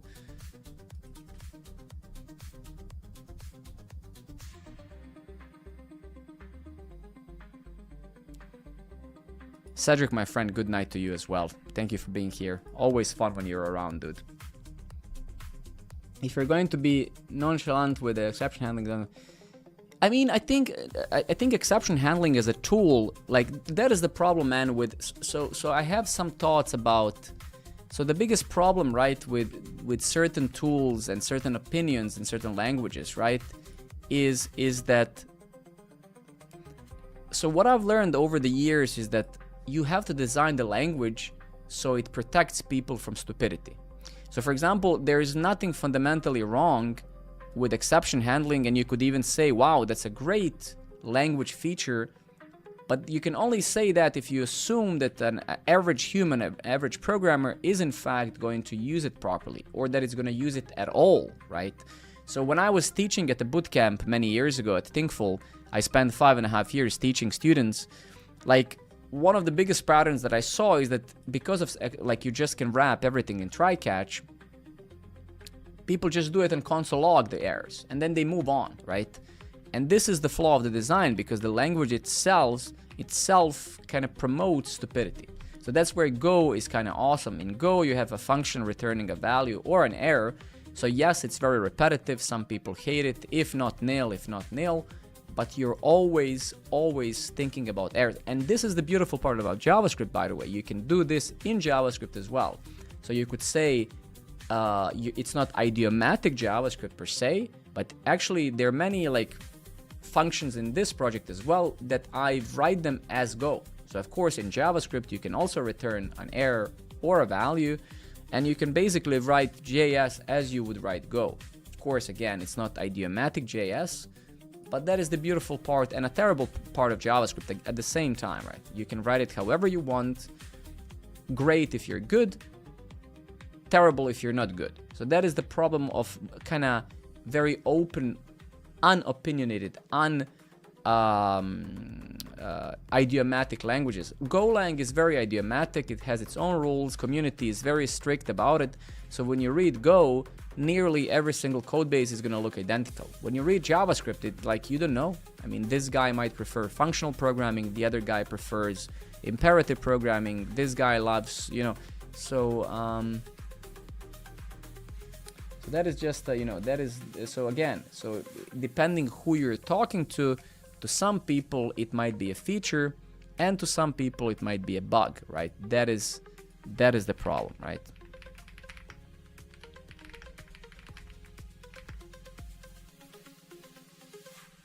I don't know, man.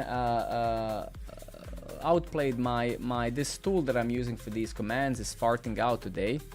I don't know why it doesn't work. You see, it says partially connected here. I don't even know what that means. Twitch broadcast. So I don't know why is it doing that, to be very frank with you. Let me actually yeah. There's something wrong with it today. I can actually share my LinkedIn here. I don't know why you need it, but I'm still gonna share it.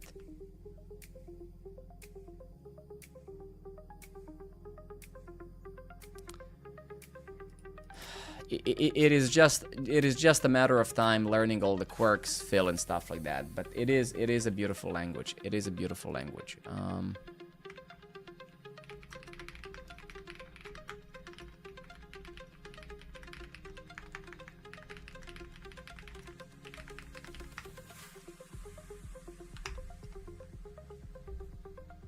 Let me just, I have these pre-commit. My pleasure, man. We have these pre-commit hooks just so we don't commit stuff to CI and then waste time there. So let's just run it all. Oh, we have a console log that we didn't remove. Okay, I have this little regex utility that checks, do I have consoles, and if I do, it just fails. Okay, very good.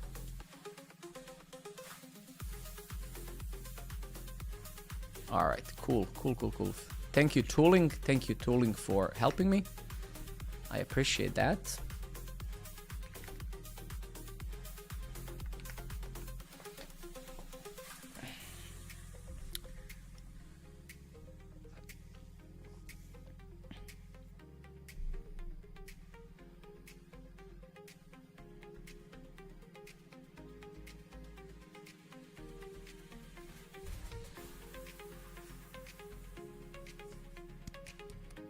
You can do it. You can do it. Yes. Okay, beautiful. So we push that. We push that bad boy there. Let's go to GitHub.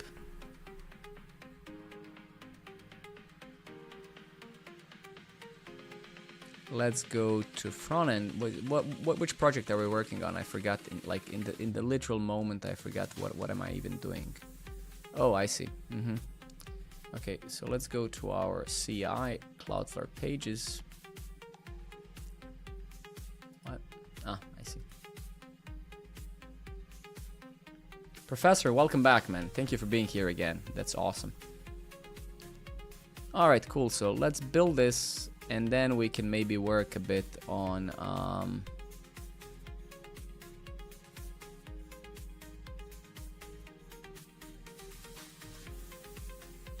Oh, what I have as biography. Actually, I don't remember what I have. Let me see. What do I have? Engineering leader, 15 years of experience, turning ideas into products people actually want to use. I focus on building teams. I mean, actually, yeah, I don't know. These things, it's always weird to talk about yourself like this, right? So these types of things are typically self-perception.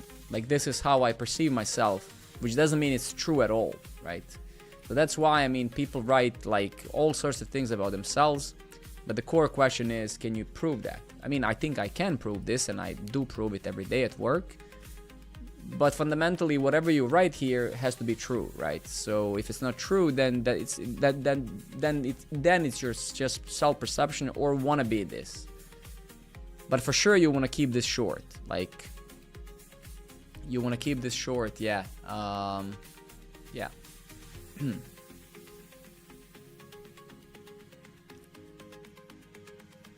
All right, deployed. Let's take a look at production. Community now is here.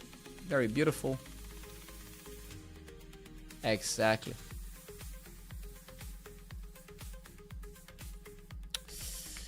Yeah, I mean, yeah, I don't know. This is not great, to be honest. It's also, we should add some pagination in the API for this.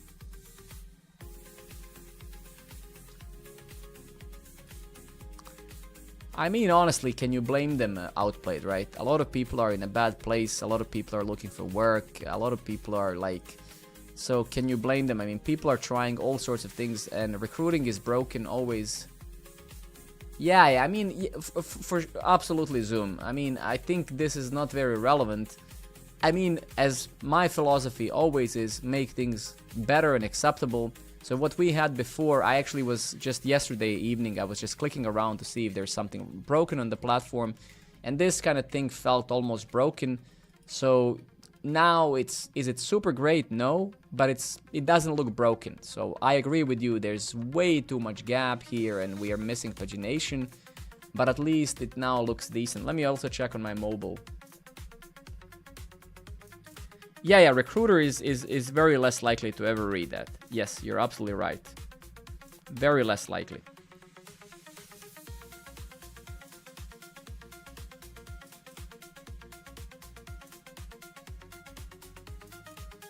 Give me just 2 seconds. I'm just gonna actually check this on my phone. Just production on the phone. Log in. And please, if you guys have a minute in the meanwhile, just sign up as well. It takes like literally 3 seconds, and it's good to get feedback from you and hopefully build this community. I'm betting that as these bots are present on nearly all platforms today, that these types of smaller platforms will in fact see the light of the day. because people are sick of going to, let's say, LinkedIn and reading a bunch of AI generated crap. So that's kind of what I'm hoping for. Okay, looks very decent on mobile. Again, should be paginated. That's pretty terrible, I would say. Yeah, looks decent. Okay, good.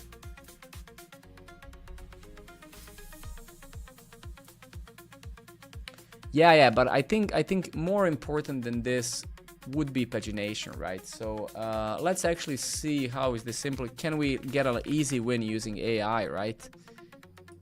Followers following.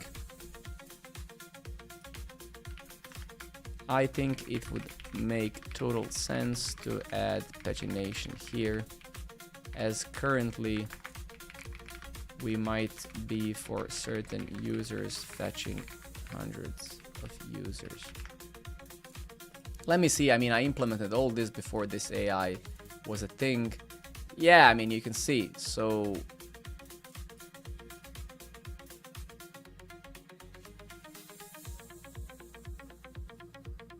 yeah, exactly, right? So this is super simple, nothing special here. So we could kind of get that easy win. When and how, Alex, one more question. When and how is your approach to write unit tests? It's a good question, very good question. What I typically like to test are things that I know typically in my system that, two things. Every single real product that you have built at times, you know that has some things which are very likely to ever break and they actually never do. And then there's certain things that were hacked over a period of 3 weeks because you guys didn't have resources at your company, blah, blah, blah, blah, blah, blah. So I think to write useful unit tests or any sorts of tests, so you're not depending on some shitty, useless vanity metrics like we have 100% coverage. That absolutely has no meaning, nor it defines the quality of your software. Sometimes having 13% coverage is as useful as having 100%, because you need to know which parts of your platform have been built in such a way that there is lack of certainty if they will work properly. So I have in many companies I worked, including this one where I am a tech lead now, there are certain parts of the system that I literally had to build on my own, like literal whole system from scratch, because business required it and there's no libraries or whatever for such things. And having tests for this is more, because let me put it this way. Let's imagine we're testing this endpoint, right? A test for this would be, when I call this service, I expect this users to be returned. This for me is an absolutely meaningless test, because this is actually not even testing my code, it's testing the built-in SQLized.js library, if that is going to yield the shit that, right? So for me, look, and I'm going to be clear, if there is a way for you to have 100% coverage of test or 80%, and it costs you no time or nothing, let's say you are able to do it with AI, fuck yeah, go for it. Even if the tests are useless, it's probably better to have them than not. But if it's taking so much time and you're using these metrics to prove something, then it's meaningless. So so basically identify what are the parts in. I wouldn't even call them critical. There are certain critical parts that are sometimes very deterministic and they just work, right? Because the code itself is very generic, very general, very stable and stuff. But then you might have certain things, maybe for example, the way that we work at Dream Data, where I work, we release features very incrementally. So for example, if we are building feature X, we always do, how can we break this feature X in 10 different features? So basically our workflow is we're push to production whenever you can. So we don't do 2-week sprints, 3 months, 1 month. We sit together, we create OKRs, and then we try to say, how the hell do we get this out in any shape or form fast? And then have a version 1.1, 1.2, and then have a full version, whatever that is. So in that sense, sometimes writing some tests can help you to ensure that as you push quickly, as you try to ship fast and fail fast, these tests can often give you some clarity, right?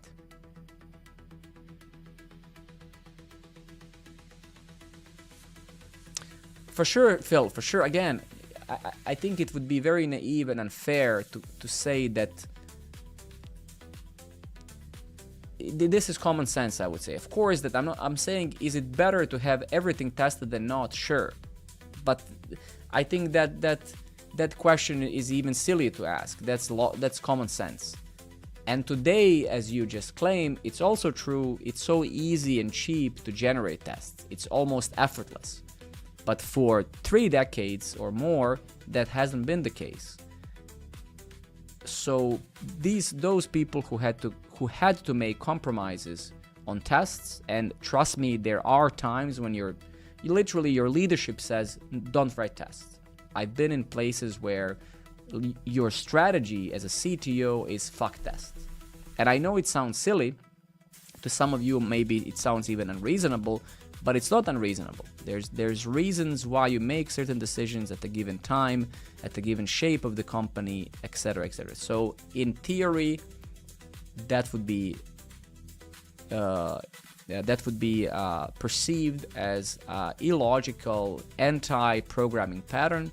But in business context, these patterns and these rules drastically shift, and what's logical in theoretical sense in the book is not always logical in the business context. That's why the best technical leaders know when to make shortcuts and when to focus on technical depth, right? So that is the trait of a good technical leader, right?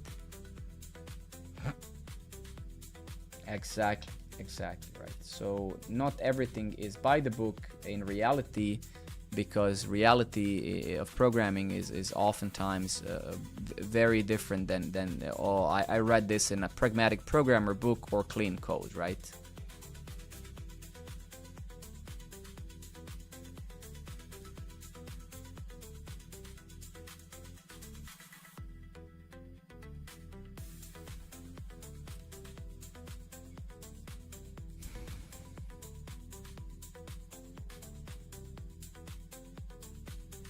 Never will be, Phil. We have somebody rated us. What was it? Shout out or something like that, right? Yeah, exactly. Okay, there we go. Thank you very much. Ashura, I guess.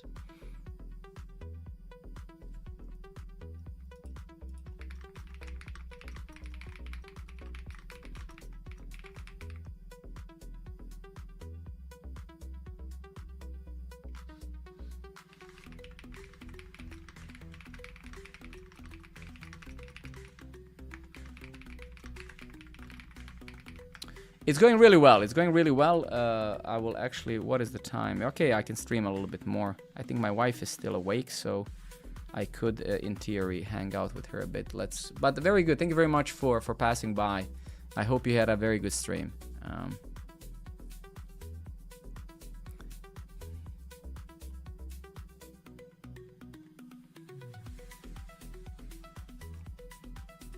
Oh crap, yeah, that's also, some people have reported that as well, that we're actually missing, also in production, that we're missing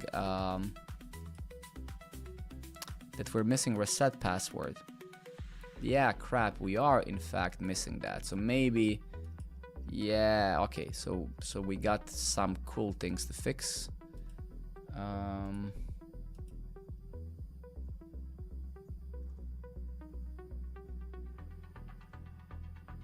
Okay, let's do this silly UI stuff. Let's have our agent deal with that. We don't care. It's a very low value feature per se. Actually one of the lowest value ones we probably have. I don't think people click on that. Alex, do you still go to hackathons or seminars? Not as much as I used to be honest with you. Outplayed, not because I don't want to. I deeply miss them. I have 2 kids now, and I have a baby that's 3 months old and a kid that's 6 years old. So my days are basically booked. I mean, this stream is the only now. If you see me stream, that is the only. So if I don't stream, I'm doing some other activity. If I stream, that's the only activity I do, because I come back from from work around 5, then spend some time with my kids and my wife and stuff, eat, help them, put them to bed. So it's more than I don't go. I mean, I go to Google Office here in Copenhagen very often, because Google, we use GCP at work. So still running, not anymore, to be honest. I'm gonna actually start doing that again every Wednesday. I used to run 10 kilometers every day to work, so around 50 kilometers every week. But I stopped because I go to gym 3-4 times a week now. So it's kind of running that much and going to the gym, you're basically nullifying your progress in the gym, right? So when you're kind of training muscle, running 50 kilometers a week is not, let's say it's not very efficient. So you kind of typically do one or the other. But I'm gonna continue running once a week at least, because I miss it a lot. But I did run a marathon, if you guys remember, this summer, and I ran 5 kilometers in 20 minutes, which was not the fastest, but it was good. I was still happy because I didn't run in a couple of months, and then I'm like, oh wow. So that was nice. Fuck you. There he is. Folks is my my friend and a designer in my team. He's just trolling me now, bastard. He's just jelly. He's just jelly. I think he's just jealous. He was actually there when I ran the marathon.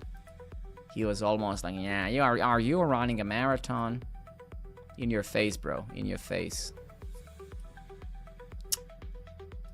But Outplayed, you should definitely go, man. Actually, let me tell you, so soon I'm gonna start organizing. Soon I'm gonna start organizing the Programmer Network meetup physically in Copenhagen. So that's why I also am focusing on this feature, so we finish it. So actually, we're gonna also have a live stream from the physical meetup as well. So that's why I also kind of wanted to build this, so I can also kind of make people in the physical world to sign up and stuff like that. So yeah, soon I'm gonna continue. I used to run a meetup here in Copenhagen before Corona. So I'm gonna continue that again.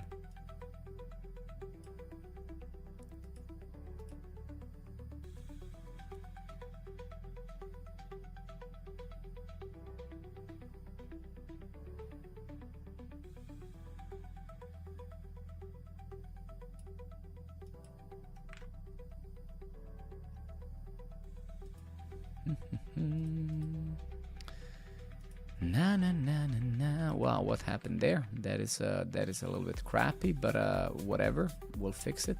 But wait, what the hell have we been doing? Oh yeah, it is this. Okay.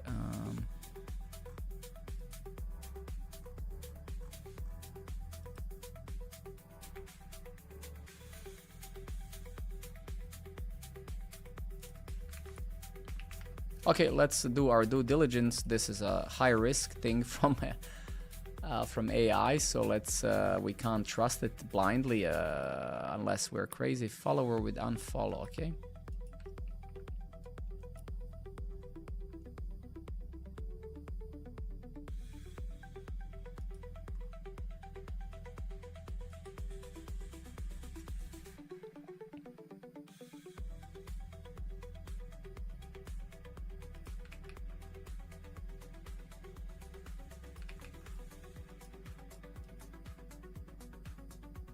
Okay, I mean, nothing unreasonable here, honestly. I would say that all looks pretty normal, right?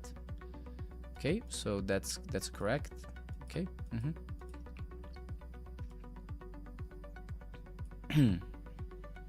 Yeah, okay, that's fine as well. Okay.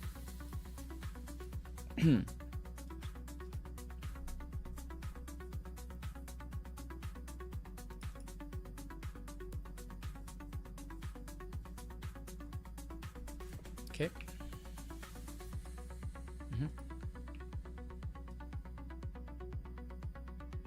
What is this called? This is called profile statistics. Profile statistics dialog. Okay.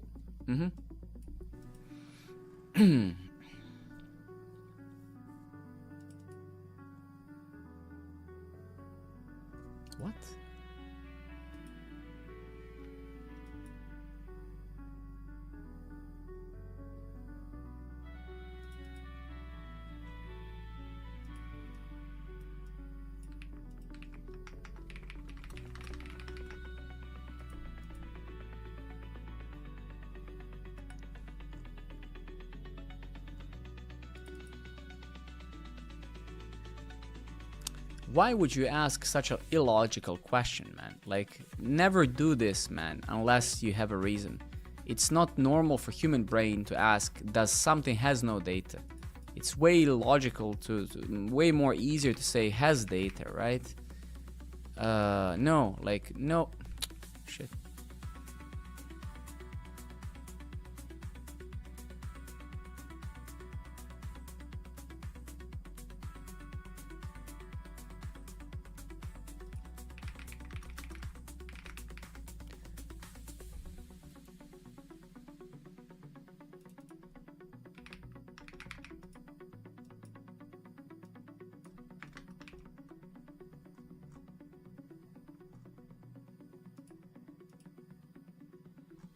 Ah, come on, dude.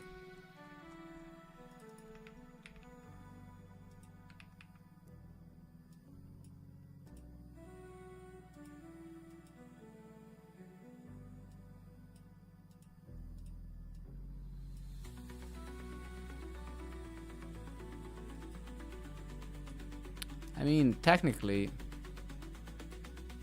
yeah. Right?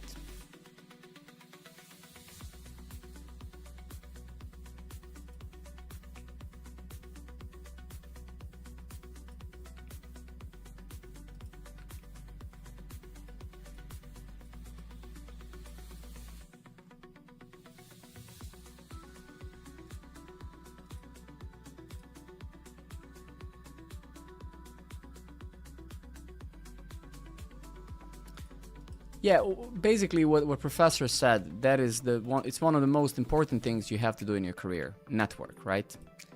That is in fact, here in Denmark, it's almost the only way to find a reasonable good job is to network. And that's why what I said to many of you, especially younger people in this stream, many of you spend so much time online, and yet a lot of that time you spend is useless, right? You don't use these opportunities like streams like this one. You don't use these opportunities to connect to people, to you know, so.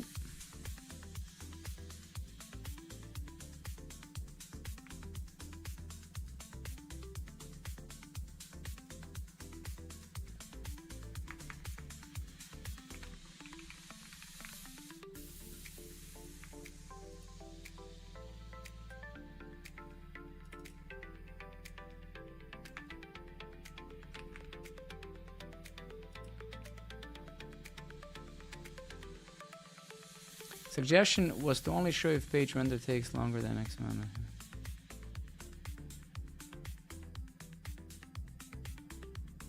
Suggestion was to only show if page renders takes longer than X amount of... Otherwise, spinners everywhere make page feel slow even. I mean, that is absolutely true. I agree with you, Zoom. I think that... That is a hard one, right? I think that is definitely a micro optimization. You can see that, I mean, programming network platform is pretty much instant. Whatever you click on, it loads instantly, right? So you're right. You can see that how glitchy this thing is, but it's a hard one, right? It's like because that subject becomes, sometimes you want to show the skeleton, for example. So yes, typically. I would actually say that I would actually do it the other way around in my experience. So in my experience, I think, for example, I work in a company called Dream Data, and all of our dashboards are operating on BigQuery, Snowflake, like etc. So our dashboards are querying a lot of data, and sometimes that takes 7-8 seconds. So I think in these circumstances, it's way more important to try to animate the user because they're waiting for a long time than to solve a problem of quick load. So in simple words, like if you have something that takes more than 4 or 5 seconds, absolutely add the skeleton. But if you have, like you see these issues, you could say, yeah, like do you, Alex, do you need to show this annoying spinner? Probably not. but it's way lesser problem than something loading for 8 seconds and then you're just looking at this. I just opened the account. Thank you very much, man. That's awesome. Thanks. Let me see. Community. Nice. Nice.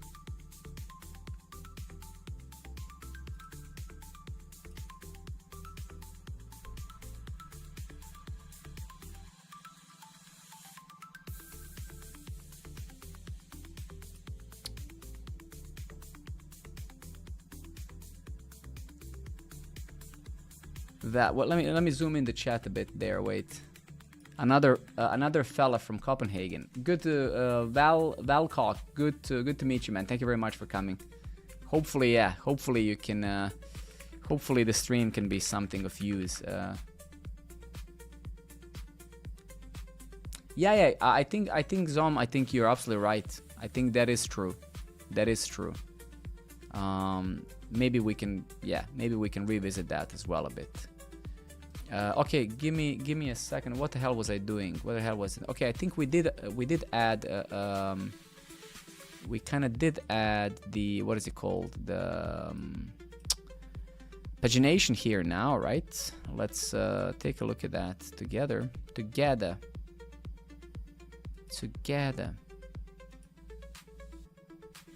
Oh really? What? Yeah, this is a micro optimization we could do, right? This is pretty bad because now when the profile loads, we're also loading. I think this is kind of where AI failed, so let's be careful about that. Why are we loading followers following when the profile loads? These should be loaded on demand, not with the loading of profile. So this is, you see, this is kind of where it failed a bit.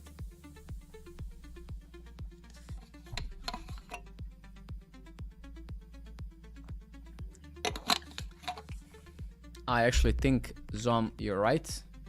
It is a micro thing, but still, I kind of like to. That's why this is fun for me coming and streaming to you guys. Is that it's quite awesome to build things with the community. That is kind of the, at least for me personally, the fun part. So I'm actually gonna go now and just add that.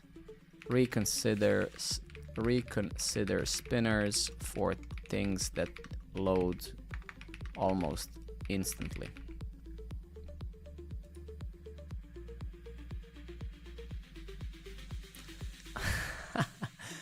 I mean, they are, right? It's just that they're so they provide so little value that it's literally, actually they damage your time deeply. But again, like, as I always, like, when I have big arguments with my PM, with my product manager, I always remind him that, because PM's job is for things to happen, right?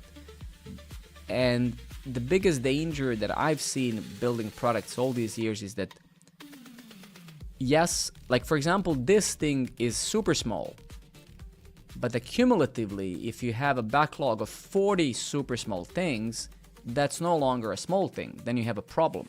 Like if you keep finding these small things, they become, they provide a picture that you just have systematic problems. So yes, this is super small, but once you create a compound effect, oh, well, here the spinners are shown and this border is like this and this box is not as aligned, you know, but all of that in isolation is so small, you overall get a pretty crappy experience of the product. So there's always a fine line between, okay, is just this a tiny thing that shouldn't be done now, or do we have so many of these tiny things? Because, right,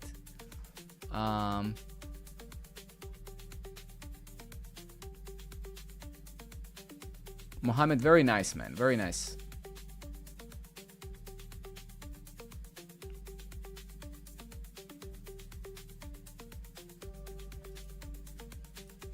Okay, let me just get back to this, fellas, just for a moment.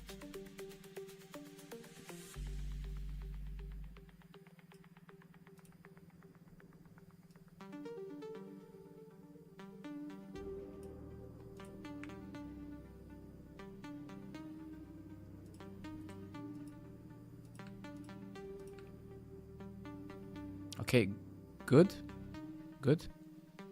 So now it should load on demand, right? Followers, yeah, good. Page 0, good. Following, page 0, okay.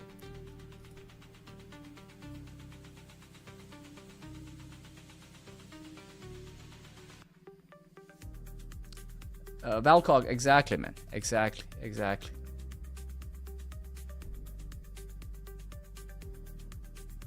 I have used the React Quill. So when I was choosing, when I was making technical decisions for this very platform, rich text editing was one of the rich text editing is fundamentally very hard. That's one of the hardest things when building UIs, because it's very complex, right? So so I have used it, and I would suggest you to go with TipTap. So not draft.js, not Quill, not Slate.js, not there's a bunch of them. I would say go with TipTap, mainly because TipTap has raised 3 million euros funding. And actually, and if you have issues with TipTap, I highly, Bogdan Traiku, hey Bogdan. So if you need some help with TipTap, I made an amazing thing about it. Let me share it with you, so you can see how I deal with that. Here, I'll just directly. So this is the library that I built for. This is the UI library of Programmer Network. So this is like our own like component library. But I'm gonna share TipTap with you, so you can kind of get a little bit inspired by what I've done for Programmer Network. So because I put a lot of thought into this. So so this is kind of the editor that you can see here. The editor that you can see the basically all over the place. So it's fully secured, sanitized, etc, and it's made so you can create different instances, and different instances have different nav bars. So as you can see here, we have these options, but then if I go to a comment, to leave a comment, we have different ones. So all of that I built systematically. So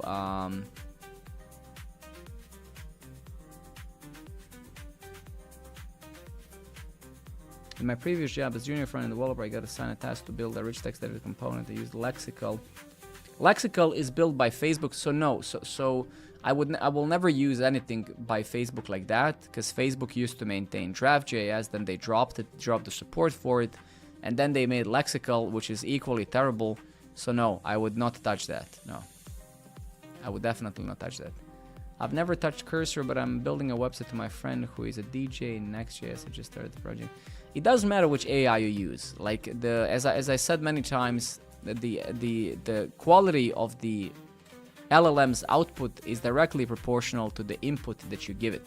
So if you're incapable of articulating your thoughts to AI or to humans, you're gonna get a very terrible response. So people underestimate the incapability of a human to compose a proper question, right? So people are talking about these models becoming better, but as the models are becoming better, the laziness of a human being is becoming more apparent. So no matter how good the model or the tool that you're using is, your inability, one's inability to architecturally design a product way more damages the model than the model itself. Right? Is TipTap free? Yes, nearly everything is free. They have some features which are not free, but for the most part, it's free. Yeah.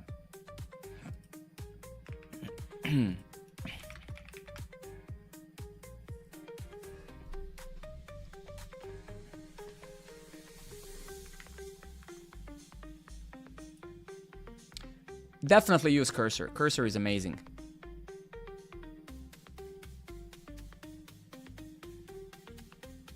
Hi, I'm not very familiar with React. Is it possible to pause the rendering process sometimes? For example, if you change the same state variable several times in succession. You cannot change it in succession. Changing state in React is asynchronous. So if you queue, let's say under quotes, queue 5 different changes to the same Well, first and foremost, if you queue 5 changes to the same state variable, meaning also setting them to different values, they will happen asynchronously. So they're not happening like change x to 2, change x to 3, change x to 4. They're asynchronous operations, so you don't know which order they will happen in, right? Can you pause the rendering process? That's a very undefined question. You would need to be a bit more precise. If you have 5 lines of code that you wrote so they execute, they will execute. I mean, you can only pause it by removing some of the calls, right? So you would need to be a bit more precise with that.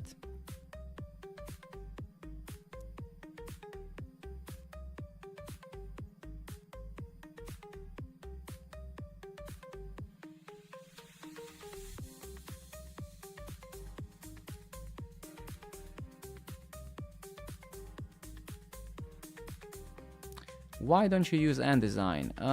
There's many reasons why I don't use pre-built components, because first and foremost, I'm building a social platform that's vastly different than your dashboard type of app, right?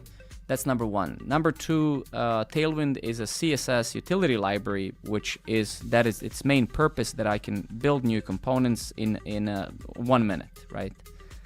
Third,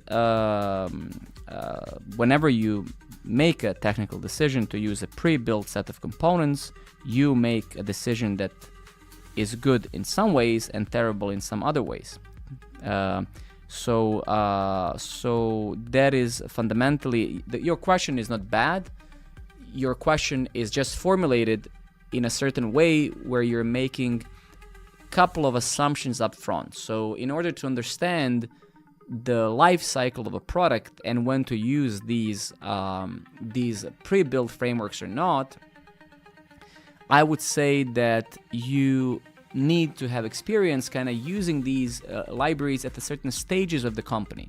So for example, when you're using a pre-built set of components like Ant Design, I don't know what that is, but I suppose it's like a 1 out of million opinionated component type of libraries, you at certain stage of your company, that is the best decision you can make. So for example, if you have limited funds, you're building something, you need to ship the product fast and maybe fail fast as well, you typically want to use something that already exists because you don't have the money, knowledge, time to build your own components. But at a certain time at the company stage, you don't want your product to look like Ant Design. You want it to look like your product, right? And at this moment in time, what happens, and I've seen this countless times in many organizations, you start fighting the technical decision you made initially, which is, well, now we no longer want this to look like Ant Design. So you now start overriding. So instead of actually having a technical leader who says, look, it's time now that we move away from this UI library because it no longer fulfills the duty that it used to in an early phase of our company, you start fighting it. You start overriding it using exclamation mark, important and stuff. And then that's not even the greatest issue. The greatest issue is that you have, like you mentioned, the table. Oh, Alex, well, this comes with a table and table does this and that. Well, what happens when that table no longer does what you need it to do, right? Well, you have to find a new table, sure. And you do typically find a new table, but then you start running into these issues. The other component doesn't do anymore what you want. So in simple words, that is impossible to apply here. Programmer Network is a platform that has features which are not standard. I have thoughts and I have my own representation of cards, and my card needs to have certain actions in one context. That is, so if I go to my own library that I built for this project, so if we go to Yale.programmer, if we go to our storybook, and if we look at our own card, for example, right, you will notice here all the possible states that this card provides. This is the only card component I have, but it can do a lot of things. It can have a footer, it can have conditional footer actions, it can have bottom actions, multiple footer, so there's a bunch of different things that this thing can do. And no Ant Design or any of these things is not going to provide this. This is very specific to my product, right? So that's why. And there are many other reasons, but I guess we can close it here in that sense. But the choice of your libraries and technical decisions you make, they have various types of impacts, good and bad, depending on where you are at the current stage of your company, right? So yeah, hopefully that gives you some shit. Oh crap, I didn't deploy the API. Fuck. We need to deploy the API. Okay, let's review this. Very good.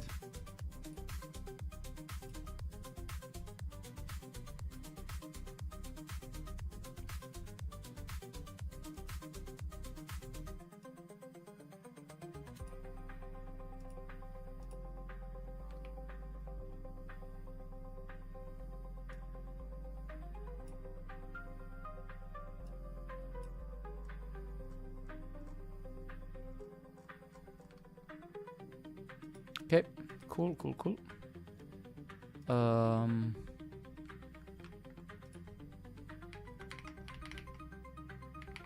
Do I have some lint or some crap like that in this project?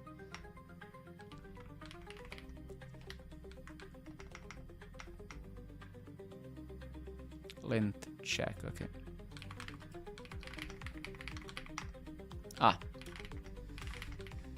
Lint check.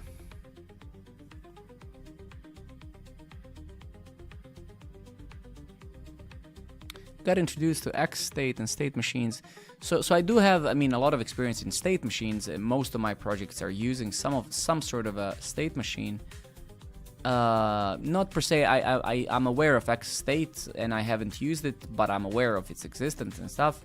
I would say that when it comes to state machines, the most core and most fundamental thing to be aware about is like, number one, do you need it, right? So do you have such complex state? And we're of course talking about the UI, but like state machines, you could almost call Redux a state machine in a way. It's not, in theory it's not, but in practice I would even call Redux a state machine, right? And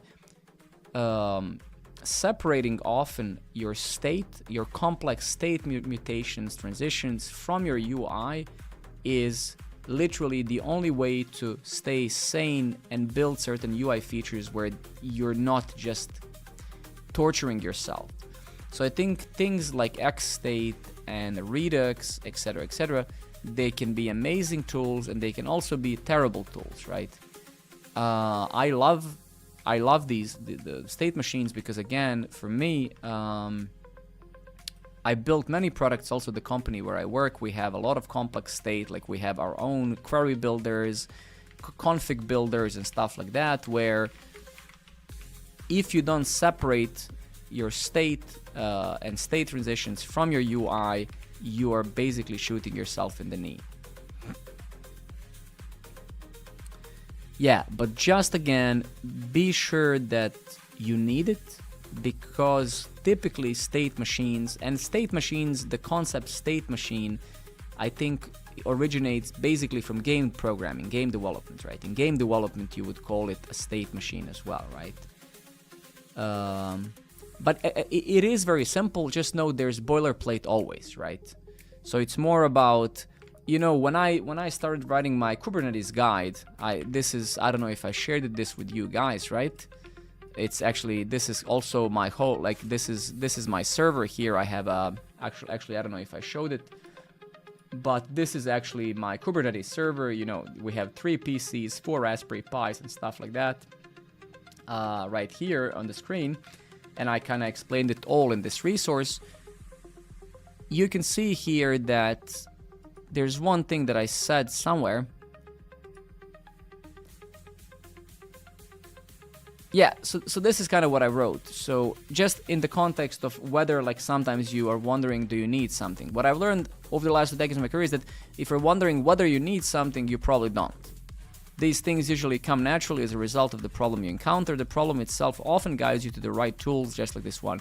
So honestly, and I'm not trying to be condescending or give you a lesson or anything. I know that you already know this, but the way that I typically make these decisions, if I get carried away, I try to figure out, am I actually brought to this by the problem or by just a mere desire to do something cool, right?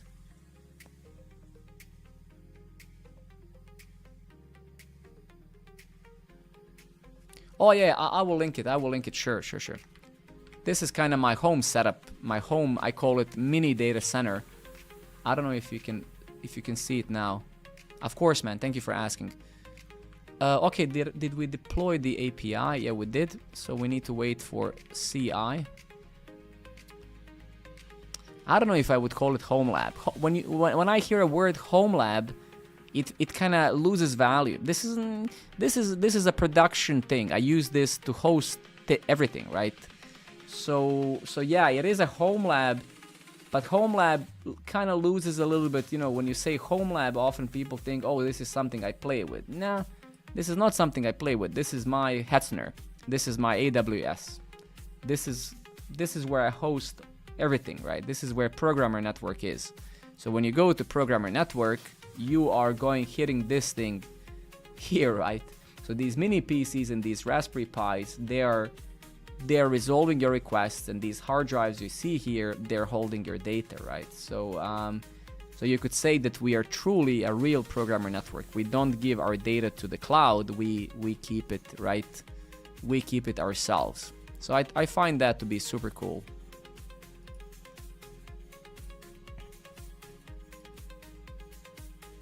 Okay, was this properly deployed? Did we break production? We didn't. Okay, good.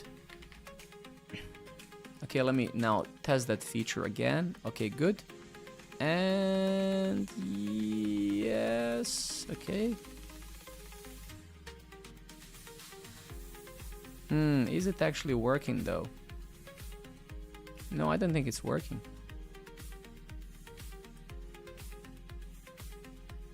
I mean, note, by the way, that I do not suggest this. So note, I left my whole reasoning here. Why? So I need to be very careful here. No, I do not think anyone should do this at home for the business reasons. But then for many other reasons, I laid out my reasons here. And I also at the end said, what are your reasons? You see, I said, you know now my reasons for building a complete data. It's essential, blah. It's essential for you to either find yourself in some of these points or come up with solid reasons on your own. I highly suggest having an internal discussion with yourself to figure out whether there's value for you in undertaking this journey. Learning new things should never be something we question. We should always strive to learn. The real question is, should I invest time in building and maintaining a mini data center, or would my time be better spent learning another skill that will provide immediate value?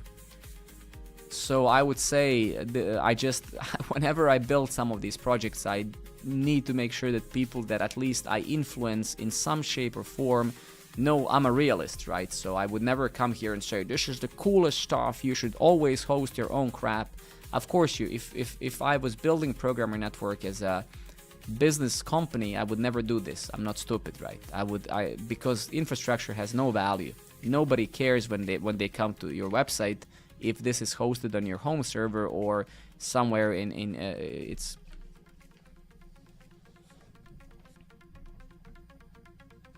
Yeah, that is pretty much me, Zoom. That is pretty much me, exactly.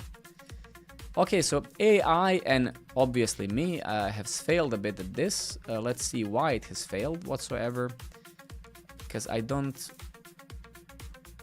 see the pagination actually working, so that's a bit depressing. Not end of the world. This is again not the most useful feature, but yeah, we'll still need to fix that.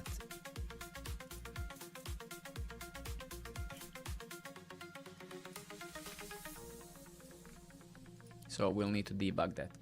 Okay, let me actually see what is the time. It's 11 o'clock. It's 11 o'clock. And I'm thinking, my friends, to maybe round up. Yeah, let's maybe do that. And then we continue tomorrow. I think I will have energy and time to also stream tomorrow. Yeah, let's round up. Maybe I'm kind of starting to I've learned the hard way that once I start roaming and just clicking around randomly, I'm kind of exhausted, and then that I should just stop before I just fall into the hamster wheel of not finishing anything. So it's been a great stream. So many of you guys, new guys, are here, and thank you very much. Many of you have signed up. Again, if you guys have time, please go and just register. It kind of motivates me to stream a lot. So and leave a message sometimes. You know, treat it as a community of people you met and stuff like that. I find that very exciting and very cool to build our own community and share whatever we share. It can be random stuff, I don't care. And yeah, good night to you guys as well. Thanks again for chipping in, for putting in your effort to chat and to provide value. And I'll see you guys most likely tomorrow. Peace out, good night, and take care. Bye, everybody. My pleasure, Valcock. Thank you very much for being here, and I hope to see you again. Peace out, guys. Have a good one. Bye-bye.